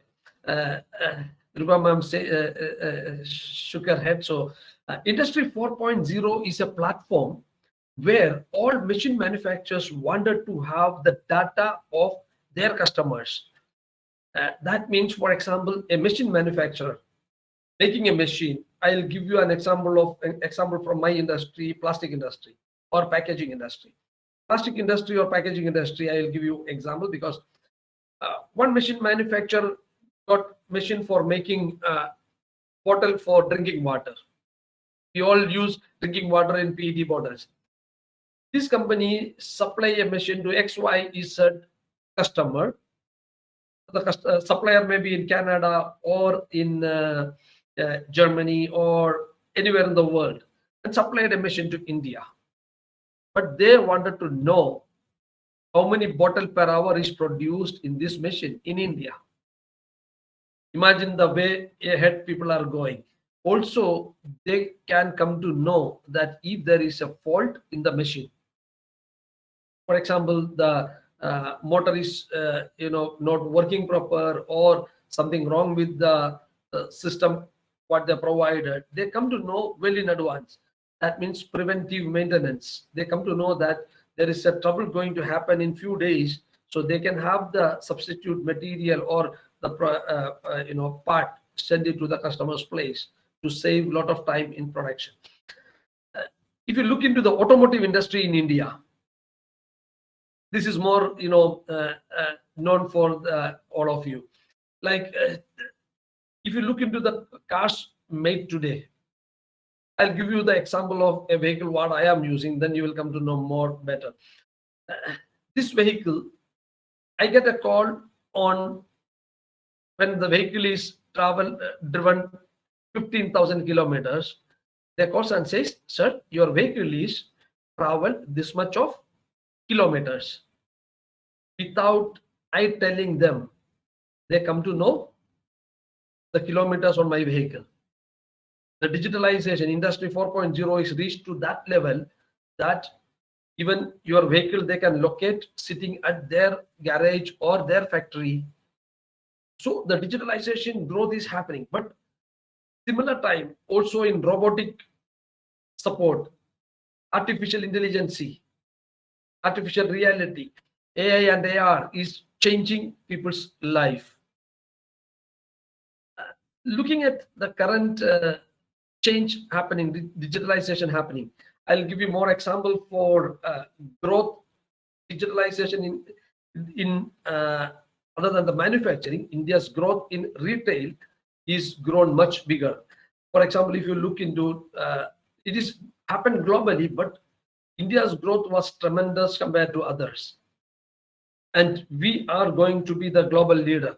If you look into 10 years back, it was US, China, some other country. Today, this changed. And I'll tell you, maybe after 3-4 years, it will be India, China, America, or India will be on the top number on almost all the aspects. When I was talking to, I'll give you one more example. Like we get a digital certificate for our COVID vaccine, right? In Europe, they get a small card signed by somebody with a stamp. That is their certificate. So the way digitalization is changed in India and Germany, I was telling them, oh, you need to run behind us now to get the technology. So the digitalization growth is happened. So if I ask you, the digitalization process made so many software engineers, so many job opportunities, which is not much visible. Like if you have a factory, you can see the visibility, number of visibilities, how many people are working in that company and how many people are working in the factory. But when it comes to digitalization, people are working either from home or a home office. So the numbers are not really easily countable. We have the numbers of big companies, but there are small digital marketers, social media marketers, YouTubers. So all these things change the life of people and the opportunity in media. If I tell you, last week I was speaking to Global Media Foundation's vice president. He was telling me, "Oh, Ginu, how many channels you got in India?" I said, "I don't know." So the way we are growing is much different than anyone else. Digitalization, I'll give you one more example. When I was working in Times of India, those days we used to go to the library and read for creating content. Today, you don't need to go to the library. They will give you access for the digital library. Search out whatever content in the previous years, what they published. Similarly, if you ask me, we started digitalization in 2011, where our magazines are available since 2011 on online. Those days, people said, "Oh, you don't need to do this. Nobody is going to read online." Today, nobody wants the print. People want the digital copy. So scenario is just changing, and I'm sure that the generation what listening to me, the students or the people around 25 less, the next 25 years is going to be the digital era, where it is going to give lot of job opportunities in different area. Digitalization in GDP impact is much bigger. If you look into the GDP in 2011, it was different, and today it is multiplied 4 times, 5 times. Western Europe had a digitalization GDP was approximately, it was in billion, Western was 3.5 billion or something, and the Middle East and the North Africa was around 16.5 billion, and Asia Pacific was 55.8 billion in 2011. If you look at the today's, not the accumulated real numbers, it has multiplied 4 times, 5 times more than those days. So GDP is also growing gradually because of the COVID-19. COVID-19 taught all of us the digitalization.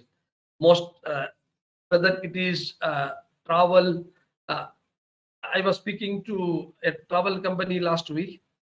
They says, "Oh, we didn't even imagine that the travel industry would have been converted this different way." How many of you booked a ticket through a travel agent in the past? Nobody. All goes to some of the platforms. They just register once. Then you book the ticket, whether it is train or bus or flight. Similarly, if you look into the hotel bookings, one of the largest hotel booking network like group is Oyo. Because of digitalization, Oyo's growth has become very high. Look at any digital platforms today. We will look into Amazon. Amazon, when came to India, people were not even ready to accept that challenge. Like, will Amazon will be a success? Or Flipkart, when they started, people thought of it will be a success. But after COVID, this digitalization has changed everybody's life. Today, people don't like to go to the shop for buying something. Instead of, people are just buying online. But there are some places it is affected. In the manufacturing sector, it is some places it is affected. But when it comes to healthcare, retail, then also if you look into the insurance companies, there were so many agents, selling insurance. Today also they are there. But today there are so many platforms where you can buy insurance online. That is also much cheaper than what people can expect. If you look into the unemployment rate, maybe 0.22 or less than 3%. But if you look into the job opportunities, it has 10 times more for changing people's life. Digitalization also made affordability, speed, usability, skill development. If you look into this section, it was not possible 15 years back or 10 years back. You should have some Cisco router, and you should have a lot of things for doing this kind of video conferencing. This has changed. I think if you look into Zoom had 15 years back, they had very less number of subscribers, and today it has multiplied in billions, not in millions, it is billions. And last, if you look into last approximately 3 years, including this 2 years pandemic and post-pandemic, the numbers are increased in a bigger way. Like I was, and the most spoken word is what? Zoom, join, then come and attend webinar, come for the Zoom meeting, Google Meet. Such kind of words are came into the dictionary of the human. This also changed the affordability. I'll give you one more example on retail industry. For example, if you go to a shop, the product is coming from manufacturer to distributor, distributor to wholesaler, wholesaler to retailer. There is a margin between somewhere around 30 to 15 to 30 or 35% between the manufacturer and the customer. So what happened, like these digital platforms could able to make this as an opportunity. And also none of the retailers would ever thought of, putting their products online or making their own website. Today, they don't need their own websites. They can sell it through different platforms. There are so many platforms available where people can, sell it. Have you ever thought of getting a grocery in 10 minutes or 15 minutes? All metro cities are, promoted by such mobile apps. I was looking into a change. There's somewhere the advertising was written, starting, they written that, your delivery will be in 10 minutes. But somehow they have changed into your delivery will be in 19 minutes. Even if you move from home, go buy from the shop, come back, it takes more than that time. So the reliability and speed is increased. And if you look into the skill, if you ask people, the skill is developed on internet for different activities.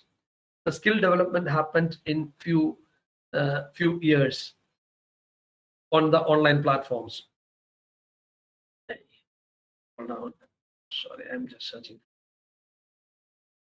What is the digitalization impact? That changed a lot in businesses. Like if you look into our industry, I'm giving you our industry example, media industry example. How many of you read a magazine, print magazine, in last 2 years? Most of them have only gone through the digital versions. Even maybe the the curriculum books or educational books, what you normally people used to buy, they are looking for the digital versions. The scenario is changed. Job opportunities are created. We may not be aware that the number. Yesterday when I was meeting a German company's project director, he was telling me, Ginu, there are 20,000 Indians in Frankfurt itself in IT business. 7 years back, there was only 3,000 plus people. So see the job opportunities created. It's going to grow more because there will be more job opportunities. There will be more digitalization going to happen. If you look into the go-to-market options, there are so many shops made their own digital platforms where they increased their sales only by digitalization. Even to, if you look into you can also have your WhatsApp shop or online to buy, also pay through that. So the digitalization is going much bigger way than we expected. Also, this digitalization, I'm more talking about positive impact because this will help you to understand. Negative impact is easy to get anywhere. The positive impact, for example, if I give you one example of food delivery apps, like I will give you take any one of them. most known are like Zomato or Swiggy. The job creation, what they did, there are so many delivery boys, they could able to get a job through this digitalized platform. You would have never thought of, uh, getting some food from a hotel, which is 5 kilometers away by the hotel itself. But today, you can get it from far also. Or this the change happened, and this created a lot of job. If you look into the agriculture, the sectors are like agriculture. Uh, there was Today there are so many mobile apps in Mumbai. They are claiming that it is farm to fork. That means they are buying from farmers and getting into your home. The scenario is changed. If a farmer in Akola or Nasik want to come and sell in Mumbai, those days they have to travel all the way on a truck or a pickup vehicle, or still many are doing it, but the scenario is changed. Creating job opportunity in this scenario is much different. If you look into the data analyzing sector, how many of you heard of big data? Many of you heard of big data, right? The data collection, what is happening behind these digital platforms are much bigger than what we think. Maybe we talk about GDPR, global data protection policy and all, but still data is available easily online. Somebody asked me, for example, there was a time if I search for your college online, it was not available. But today, if I search, it's available easily to see that your college is in so and so location, including the location. So this has changed people's life. Digitalization increases financial service gain. Most of the terms of output and productivity, it increased digitalization. However, cut many jobs in financial services and manufacturing because of productivity gains suppressed output gain. Concerningly, digitalization created jobs in service sector, particularly notable gains in the hospitality and retail sector. I don't have the right numbers with me, but I think I can give you the numbers on the coming days. This also changed the policy implications. I don't know whether you are aware of the recent discussion happening in the government that we should bring all these digital marketers or the YouTubers to the control of the government, like PIB, Press Bureau, and under the government control. That means the digitalization is going through different platforms.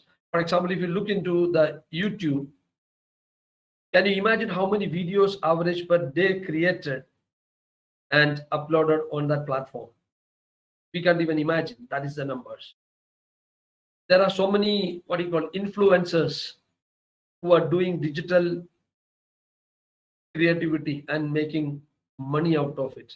So this is also a avenue where people are just engaging themselves to create their own avenues for making their daily bread and butter and creating impact on marketing.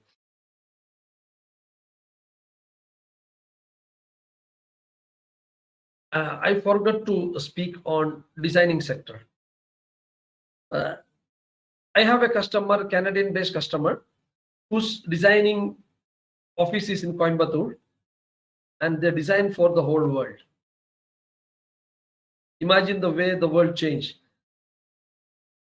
Sitting in Coimbatore, they make the design for a machine which is going to manufacture in Canada.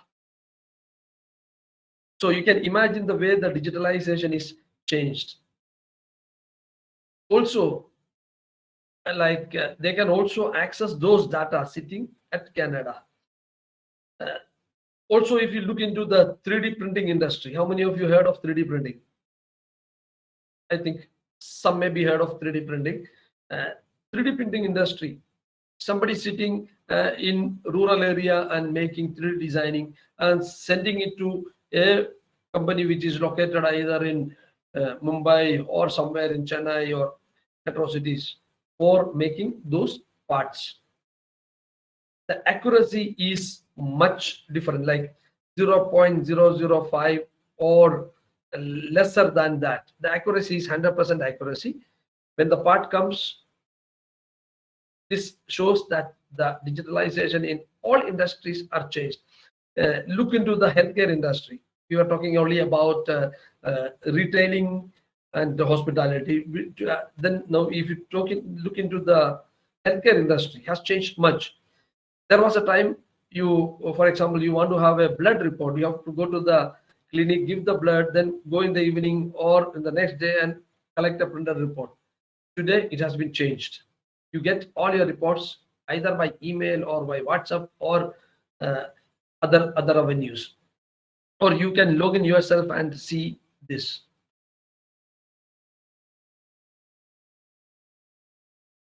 We are talking about design sector digitalization have a bigger plans. That means it was too difficult for people to, in our industry, it was too difficult for people to get a video edited easily. But today the scenario is changed. There are so many people sitting across the country. You shoot a video here, upload somewhere, somebody will download it, they will make it on a proper way, send it back to the TV channel's office. So the digitalization is grown much bigger than beyond our imagination. Digitalization also have an ecosystem. I don't know how many of you knows about this. You can measure, track, and demonstrate and come to a conclusion. What is the result of a campaign run by you? For example, if you run a campaign on a social media or on a platform where you can monitor that. I'll give you one example from our media industry. I have a website called modernplasticsindia.com where we place a banner with a link and we can share a login to the customer and they can see from which country, which IP address the person is coming and filling the form. And this helps them to monitor the return of their investment on the banner. So this is adopted by not only us, most of the companies.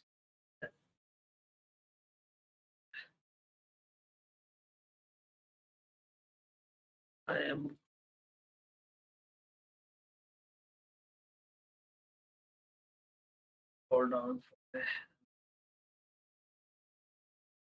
Also, we talk about operations of such digitalization. We have a event division too. Previously, we used to organize events, used to give people a badge to recognize or a tag to recognize that they have a paid member.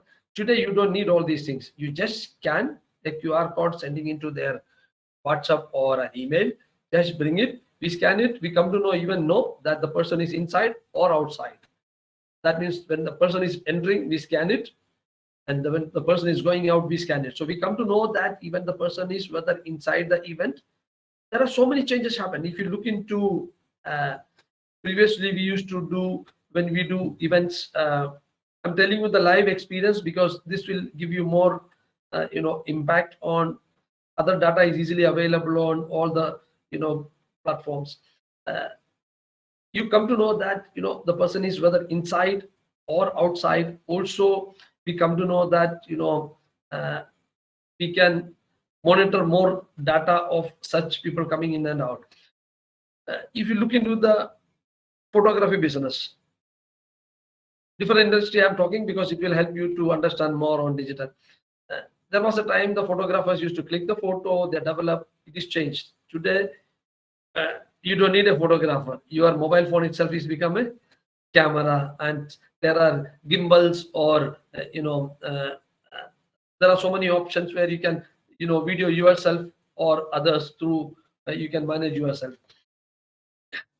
Live photography, like during last event we had a live photography, like you go and stand in front of the camera, click the picture, put your name, email address, mobile number or a WhatsApp number. It will be delivered to your email or WhatsApp or SMS immediately. So the time is changed. Digitalization has grown so big beyond our imagination and calculation. This is going to be more changing in coming 5 years or in the coming 3 years.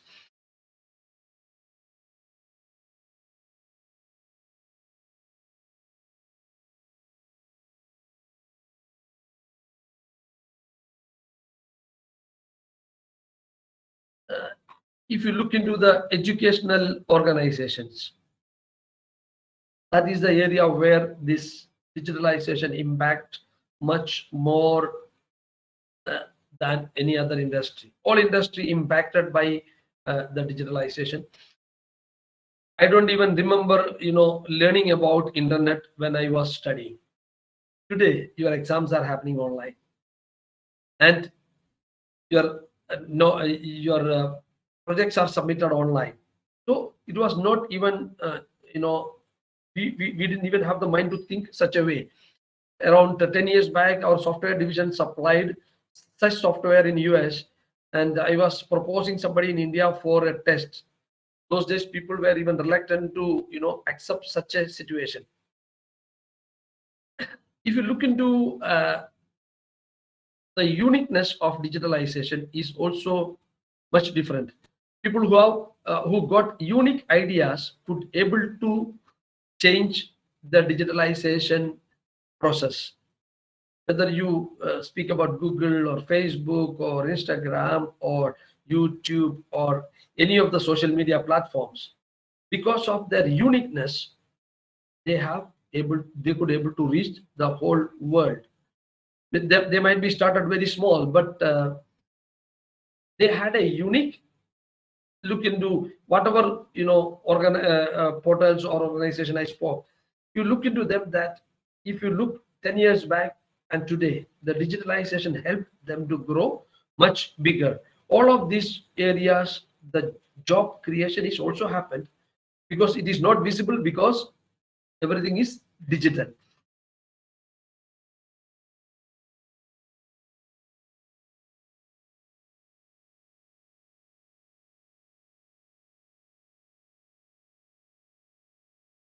So here, one more thing I want to emphasize: if you don't focus on, if the digitalization is primarily derive efficiency growth, but does not lead new market creation, then the sector is likely to lose jobs. Previously, if you go for an interview, people would have never asked you, today people ask you, what is your capability? How good you are at Excel, or how good you are at internet, and how good you are at content creation. The scenario is changed.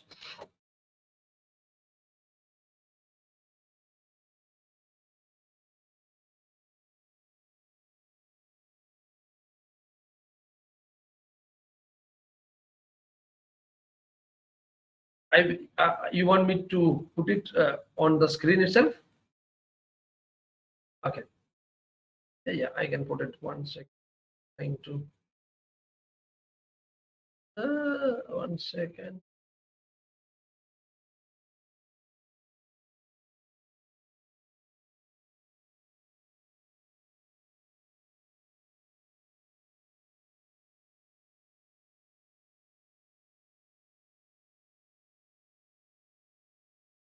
There are only 15 slides which I spoke, the companies and things which I spoke. I did not put it into the PPT. What I can do is I can send this PPT to you, and you can share it with the students for easy access. Which I did not spoke is digitalization impact on GDP and jobs in 2011. And comparison, it is not available as of now as official. So these are the number of jobs created in 2011, and today it is multiplied 4 or 5 times more, which I already spoke. You want everybody to, because I have a note in background. Google Meet I'm using for the first time, so I'm not able to see the notes. So I will send you the PPT. Is it okay for you?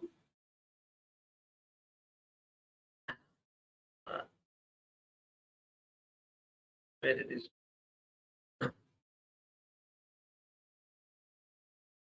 Yeah. The conclusion is what? I'm coming to the conclusion of this. The conclusion is the job opportunity digitalization is going to create 3 things. One is financial aspect, other one is job creation and durability on things. Like today you can also compare. For example, you want to buy something, you can go and compare on different comparison available easily on the same platform itself. So the digitalization is going to change on a bigger way. This will also create more opportunities for the coming generation. Do you, Rupa Madam, do you want to have a Q&A section? Okay. Yeah, if they want. Yeah. I am just trying to send you the PPT by, I send it to you by just WhatsApp itself. It's okay. Okay. This you can share it. One moment. Give me 1 second. I just sent you the PPT so that you can share it with the students immediately.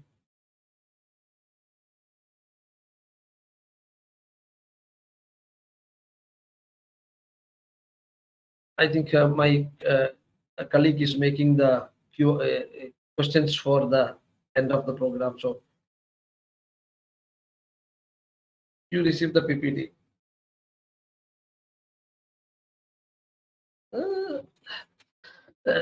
So the digitalization is happened in all industries. Like I think I skipped the fashion and jewelry industry.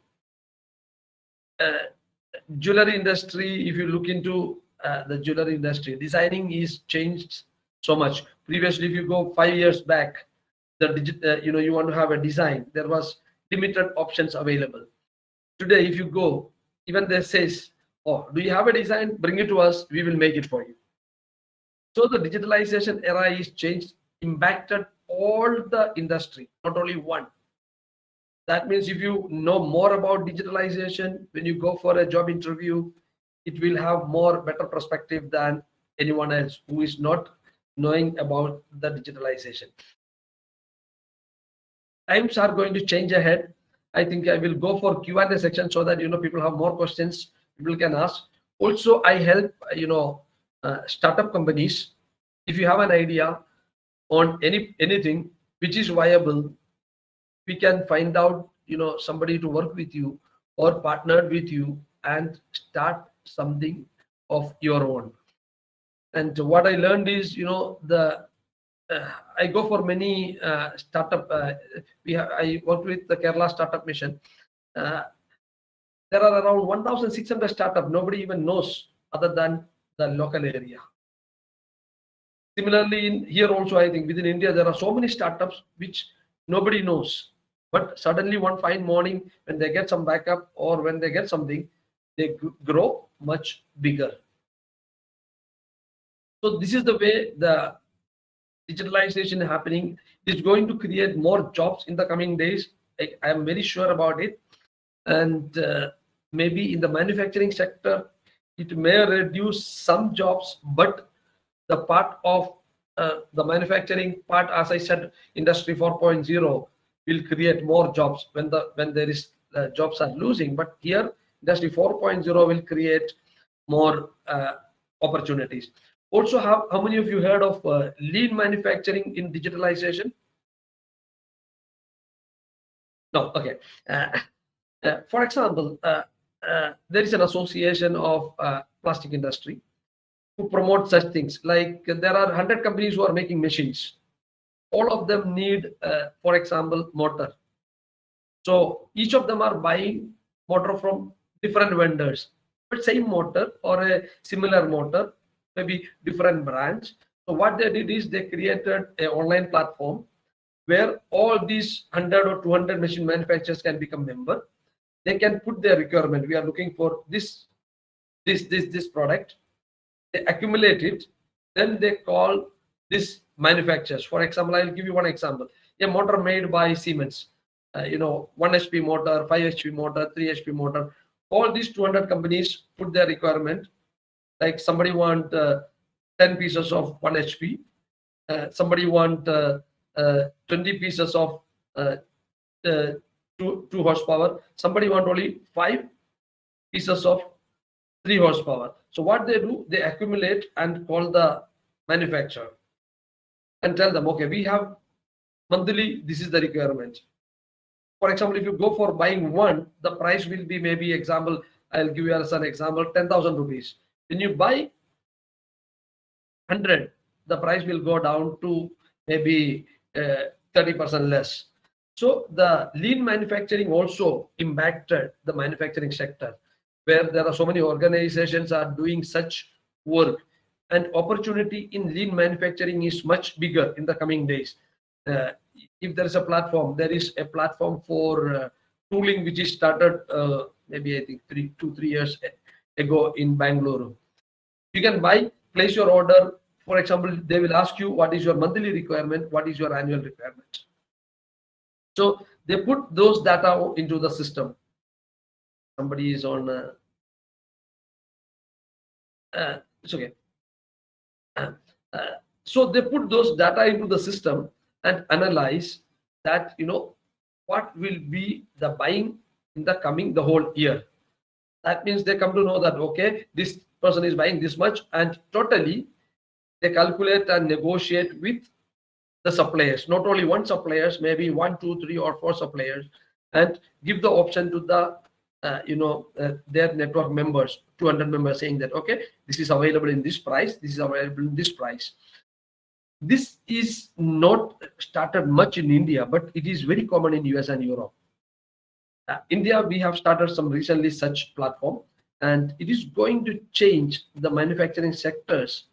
It is going to save a lot of money in manufacturing sector. You look into the energy sector. If you look into, I'll give you an easy example. Everybody knows MSEB. Today, you can even click your meter picture and upload on the date what they given for your meter reading. Previously, it was not like that. People used to come, collect the number. Today, they click and upload the proof also. So the way the manufacturing, designing, and power, you make any sector, whether it is healthcare, whether it is retail, whether it is hospitality, whether it is mining, whether it is automotive, plastics, packaging, printing section, printing industry. If you look into the printing industry, that also made so much of huge development. Like I'll give you one example. Previously, we have to have somebody sitting in our office and designing a magazine. Today, it is not necessary. I can mail the content to somebody, and somebody sitting at home can make the magazine and send it to us back. And some of the proofreader will correct it in the digital format itself and send it back for the correction. And they correct it, send it to the printer for printing. So the way it is impacted, the industry is changed. Previously, proofreaders used to sit in the office, but the job is not gone. The level is changed. Previously, they used to sit in the office and do the correction. They sit at some other place and do the correction digitally. So the job reduction is less than the job opportunities.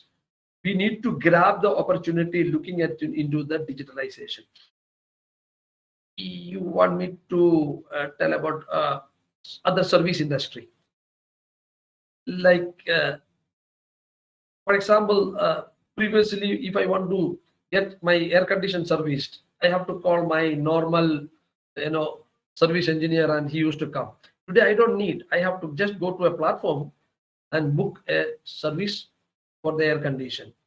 So this has been changed. The way people are living is changed through the digitalization. And I'm sure that the conclusion will be, the future is digital. Get ready for that and make sure that you go with the flow. Don't stay there. Adopt the technology, change the, put the technology into your daily lifestyle and grow bigger and better. Thank you so much for inviting me, and I will give you more time for question and answer so that it will help you to help the students to understand little more. This is the time for, I think, Q&A.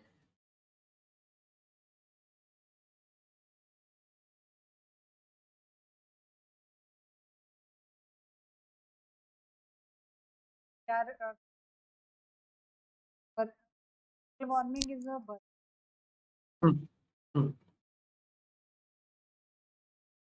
Digitization, environment. I will give you one example on digitalization on recycling. There is a company called Recycle, started by Abhijit Deshpande, who was in Pune. He moved to Hyderabad now because of his expansion, business expansion.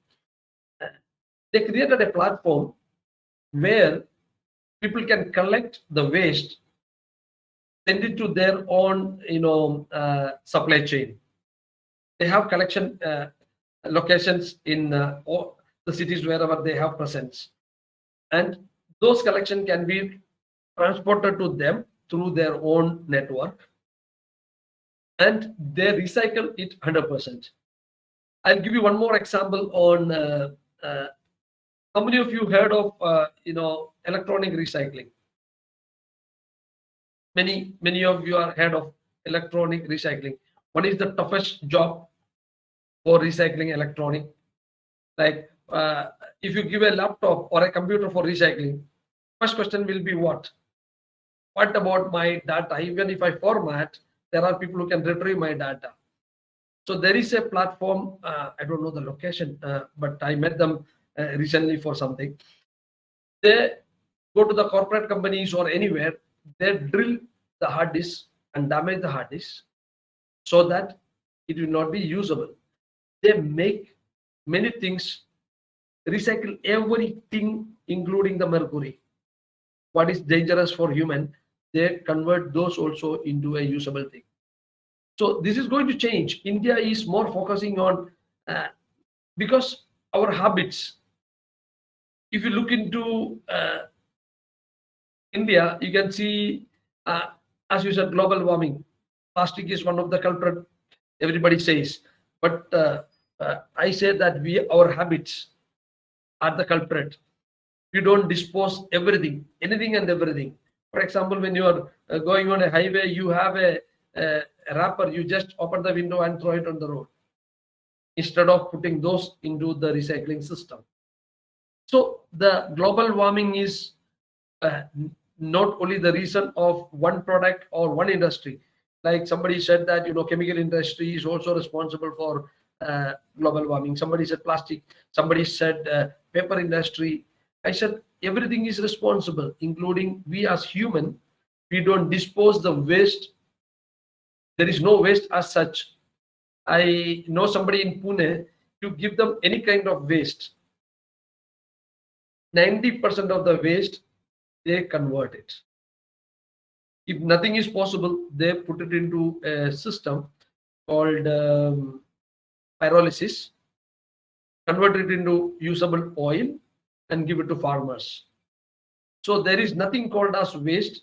Global warming, definitely it is because of our behavior. For example, if I'm sitting in an air conditioned room, there is an impact on the air condition outside the room. Also, reusable stuff, like when we can have a reusable carry bag, we should use such carry bags to, instead of using the plastic bag. I'm from the plastic industry, still I tell people to do that. Like biggest culprit is, the packets which is coming, like lace packet or the wafer packet, chocolate wrappers. This has been changed they are also responsible for the global warming. Indian government already announced, other than the banning, they have also announced extended producers responsibility. It is called EPR. That means, for example, Bisleri is manufacturing a bottle of water. Bisleri is responsible for recycling of that bottle through their own chain network. So there are so many online platforms available for circular economy. And I'm sure that it is going to change. People's perception is going to change. And uh, this generation is thinking of doing better for the Mother Earth.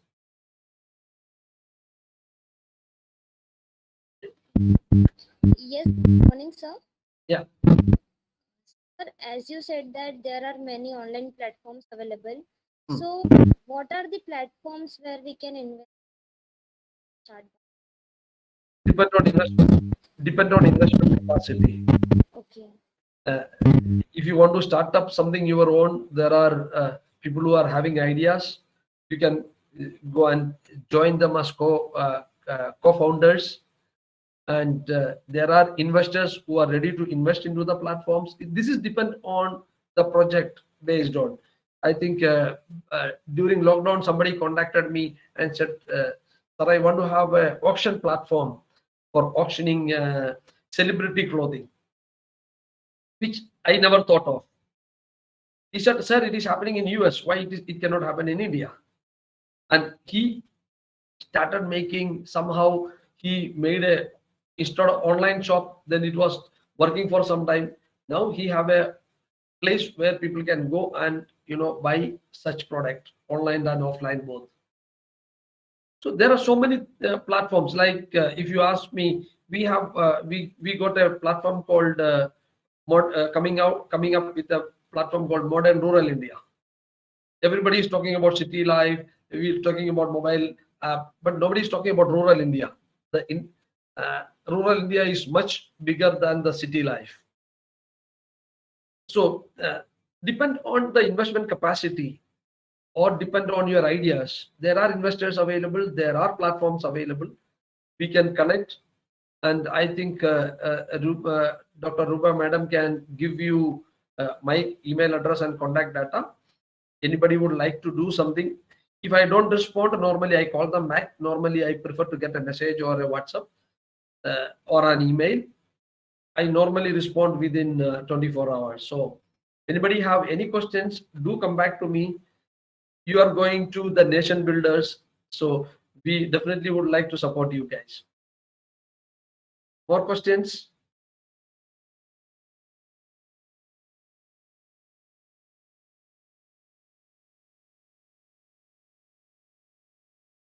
Heading Hmm. can organize of No, we have investors available with us, small and big. Like yesterday, I had a customer contacting me for, from Korea. They want to start manufacturing in India. And the first question was whether do we have to invest in India or do you have an investor? So there are so many investors who are ready to invest on right project. And we have a group of people on Modern Business Network. It is a network, maybe you can say HNI network. So we can propose it to somebody. We have the basic data, like what are their interests. They like to invest in hotel industry. Somebody like to invest in healthcare industry. Somebody like to invest in media. So we have such data available and such people available. We connect each other. We don't charge anything because we go with them as a co-founder, so that we also responsible for their growth.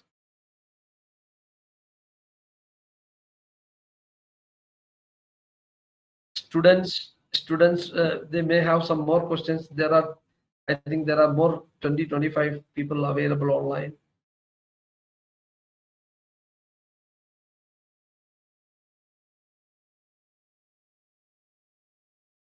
One moment, meanwhile I'll check with my, there will be a question answer coming to all of you. Where is this? Not sent to me. I'm sitting in a different place, and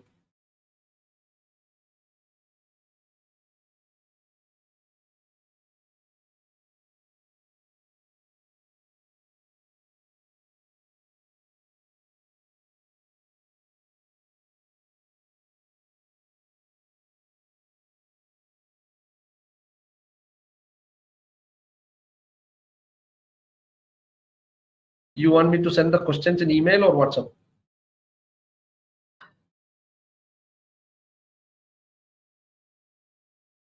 No, I'm talking about the MCQs. I'll send you. Okay, I'll send you right away. So you are talking about 1 second. I just attach this and send it to you. Meanwhile, you can put it online also. The questions are ready. So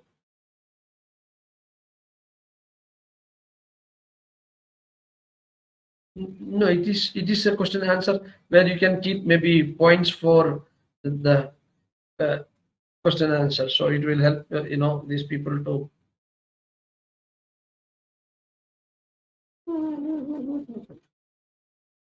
So you also send me on WhatsApp somehow.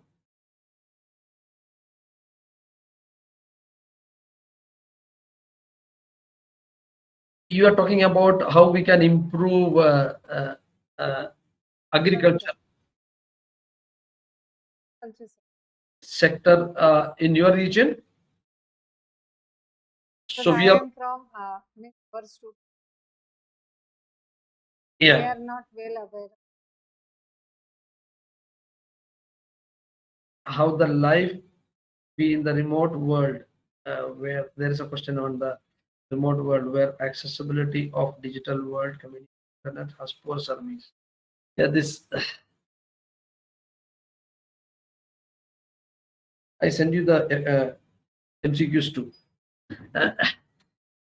If somebody is interested to create a platform, we are already in the process of developing a platform for rural India to create a rural product to the cities or within India. Because, for example, I'll give you one example. I had been to Kerala last weekend, and I met one of the IPS officers. She was a lady, and she said, Ginu, could you please tell me whether this product is available in Mumbai? A specialized product. I said, no, I never saw in Mumbai. So how can we develop such a platform that, the rural person can sell in cities, right? With a very small margin. Like, for example, if you want to sell something on Amazon, you have to pay maybe 25-30%. Here we are talking about on a 5% or 7% margin, buying the product from a rural India and selling it to whoever want to buy it. So we can help you in such things. If somebody is interested, we can help you connecting more people on such platforms. Farming platforms, there are so many available. We can connect and or we can create such platform for you, because we also have a software division where we can create such online platforms where rural people can sell their product to the cities. Another question is here, how the life in the remote world where the accessibility of digital world communication internet has poor service. I think most of the India is covered. I travel to many rural places, still mobile network internet is available. I think there are problems. And how many of you heard of satellite internet? Where there is no internet, you can get a satellite internet, but it is expensive. But you can have such services also available for changing the life. Any more questions?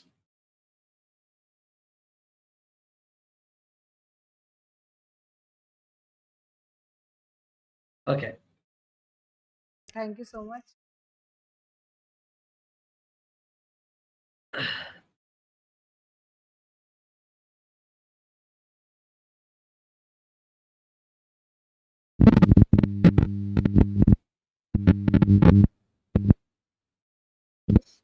Am I audible, ma'am? Yes. So first of all, thank you for me this opportunity. A glorious afternoon to one and all present here. It's a great honor to propose the vote of thanks on behalf of Institutions Innovation Council, Srimati Radhadevi Goenka College for Women, Akola, Maharashtra. Let me start by giving glory to the Almighty God for making today's session a massive success. I extend my gratitude to our Honorable President of Bharatiya Seva Sadan and IIC, Mr. Dilip Rajji Goenka sir, for being the supporting pillar for college. Next, I would like to thank Honorable Principal Dr. Devendra Vyas sir for always guiding and motivating us. Sincere thanks to Honorable Vice Principal Dr. Ambadas Pande sir for always enhancing the talent of students for their bright future. By moving forward, I would like to express my gratitude to Mr. Dipin Sahu sir, Assistant Innovation Director, Ministry of Education's Innovation Cell and AICTE, Government of India, New Delhi. Next, I would like to appreciate Mr. Pranav Gurav sir, Startup Fellow, Ministry of Education's Innovation Cell. Thanks sir for sponsoring such a wonderful impact lecture series. My deepest gratitude to Raj Kapoor sir, founder of India Blockchain Alliance, for taking out time from his busy schedule for enlightening us on one of the astonishing topics, that is blockchain technology and its application. Thank you so much, sir, for such a great explanation on what is blockchain, national strategies on blockchain, three pillars, and many more. And I am sure his words will definitely work as a keynote for our bright future. By extending my gratitude, I would like to thank Ginu Joseph sir, founder, CEO, and editor, Modern Business Network, for your admirable description of digitization for economic growth and job opportunity. Thank you for sharing your experience, sir. I hope your points will lead us for brilliant success ahead. A gracious thanks to all esteemed delegates of the session, that are entrepreneurs, research scholars, academicians, and many aspiring individuals for their great contribution. And yes, as usual, last but not the least, a great thanks to all the faculty members of IIC technical team, Ram Sharma sir, Yogesh Surve sir, and Naneshwar Avare sir, non-teaching staff, and all the members who were directly and indirectly involved towards making this session successful. I would like to end by taking a moment to appreciate all the participants for their presence and contribution to make this Impact Lecture series a tremendous success. Thanks a lot. Thank you. Once again, thank you so much. Thank you so much, everyone, for joining. And I'm sure this is going to change your life. Sonam, could you please mute yourself? And I'm sure if you all have any questions, come back to me. I think I'll put my email address in the chat box so that anybody have some questions, you will have the opportunity to send an email, or you can send it to Rupa Madam. She can send back to us and come back to you for all your questions. So we wish you all the best. Have a wonderful time. Thank you so much.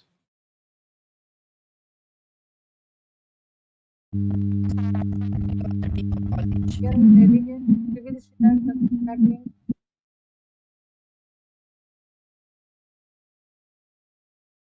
Thank you, Rupa Madam.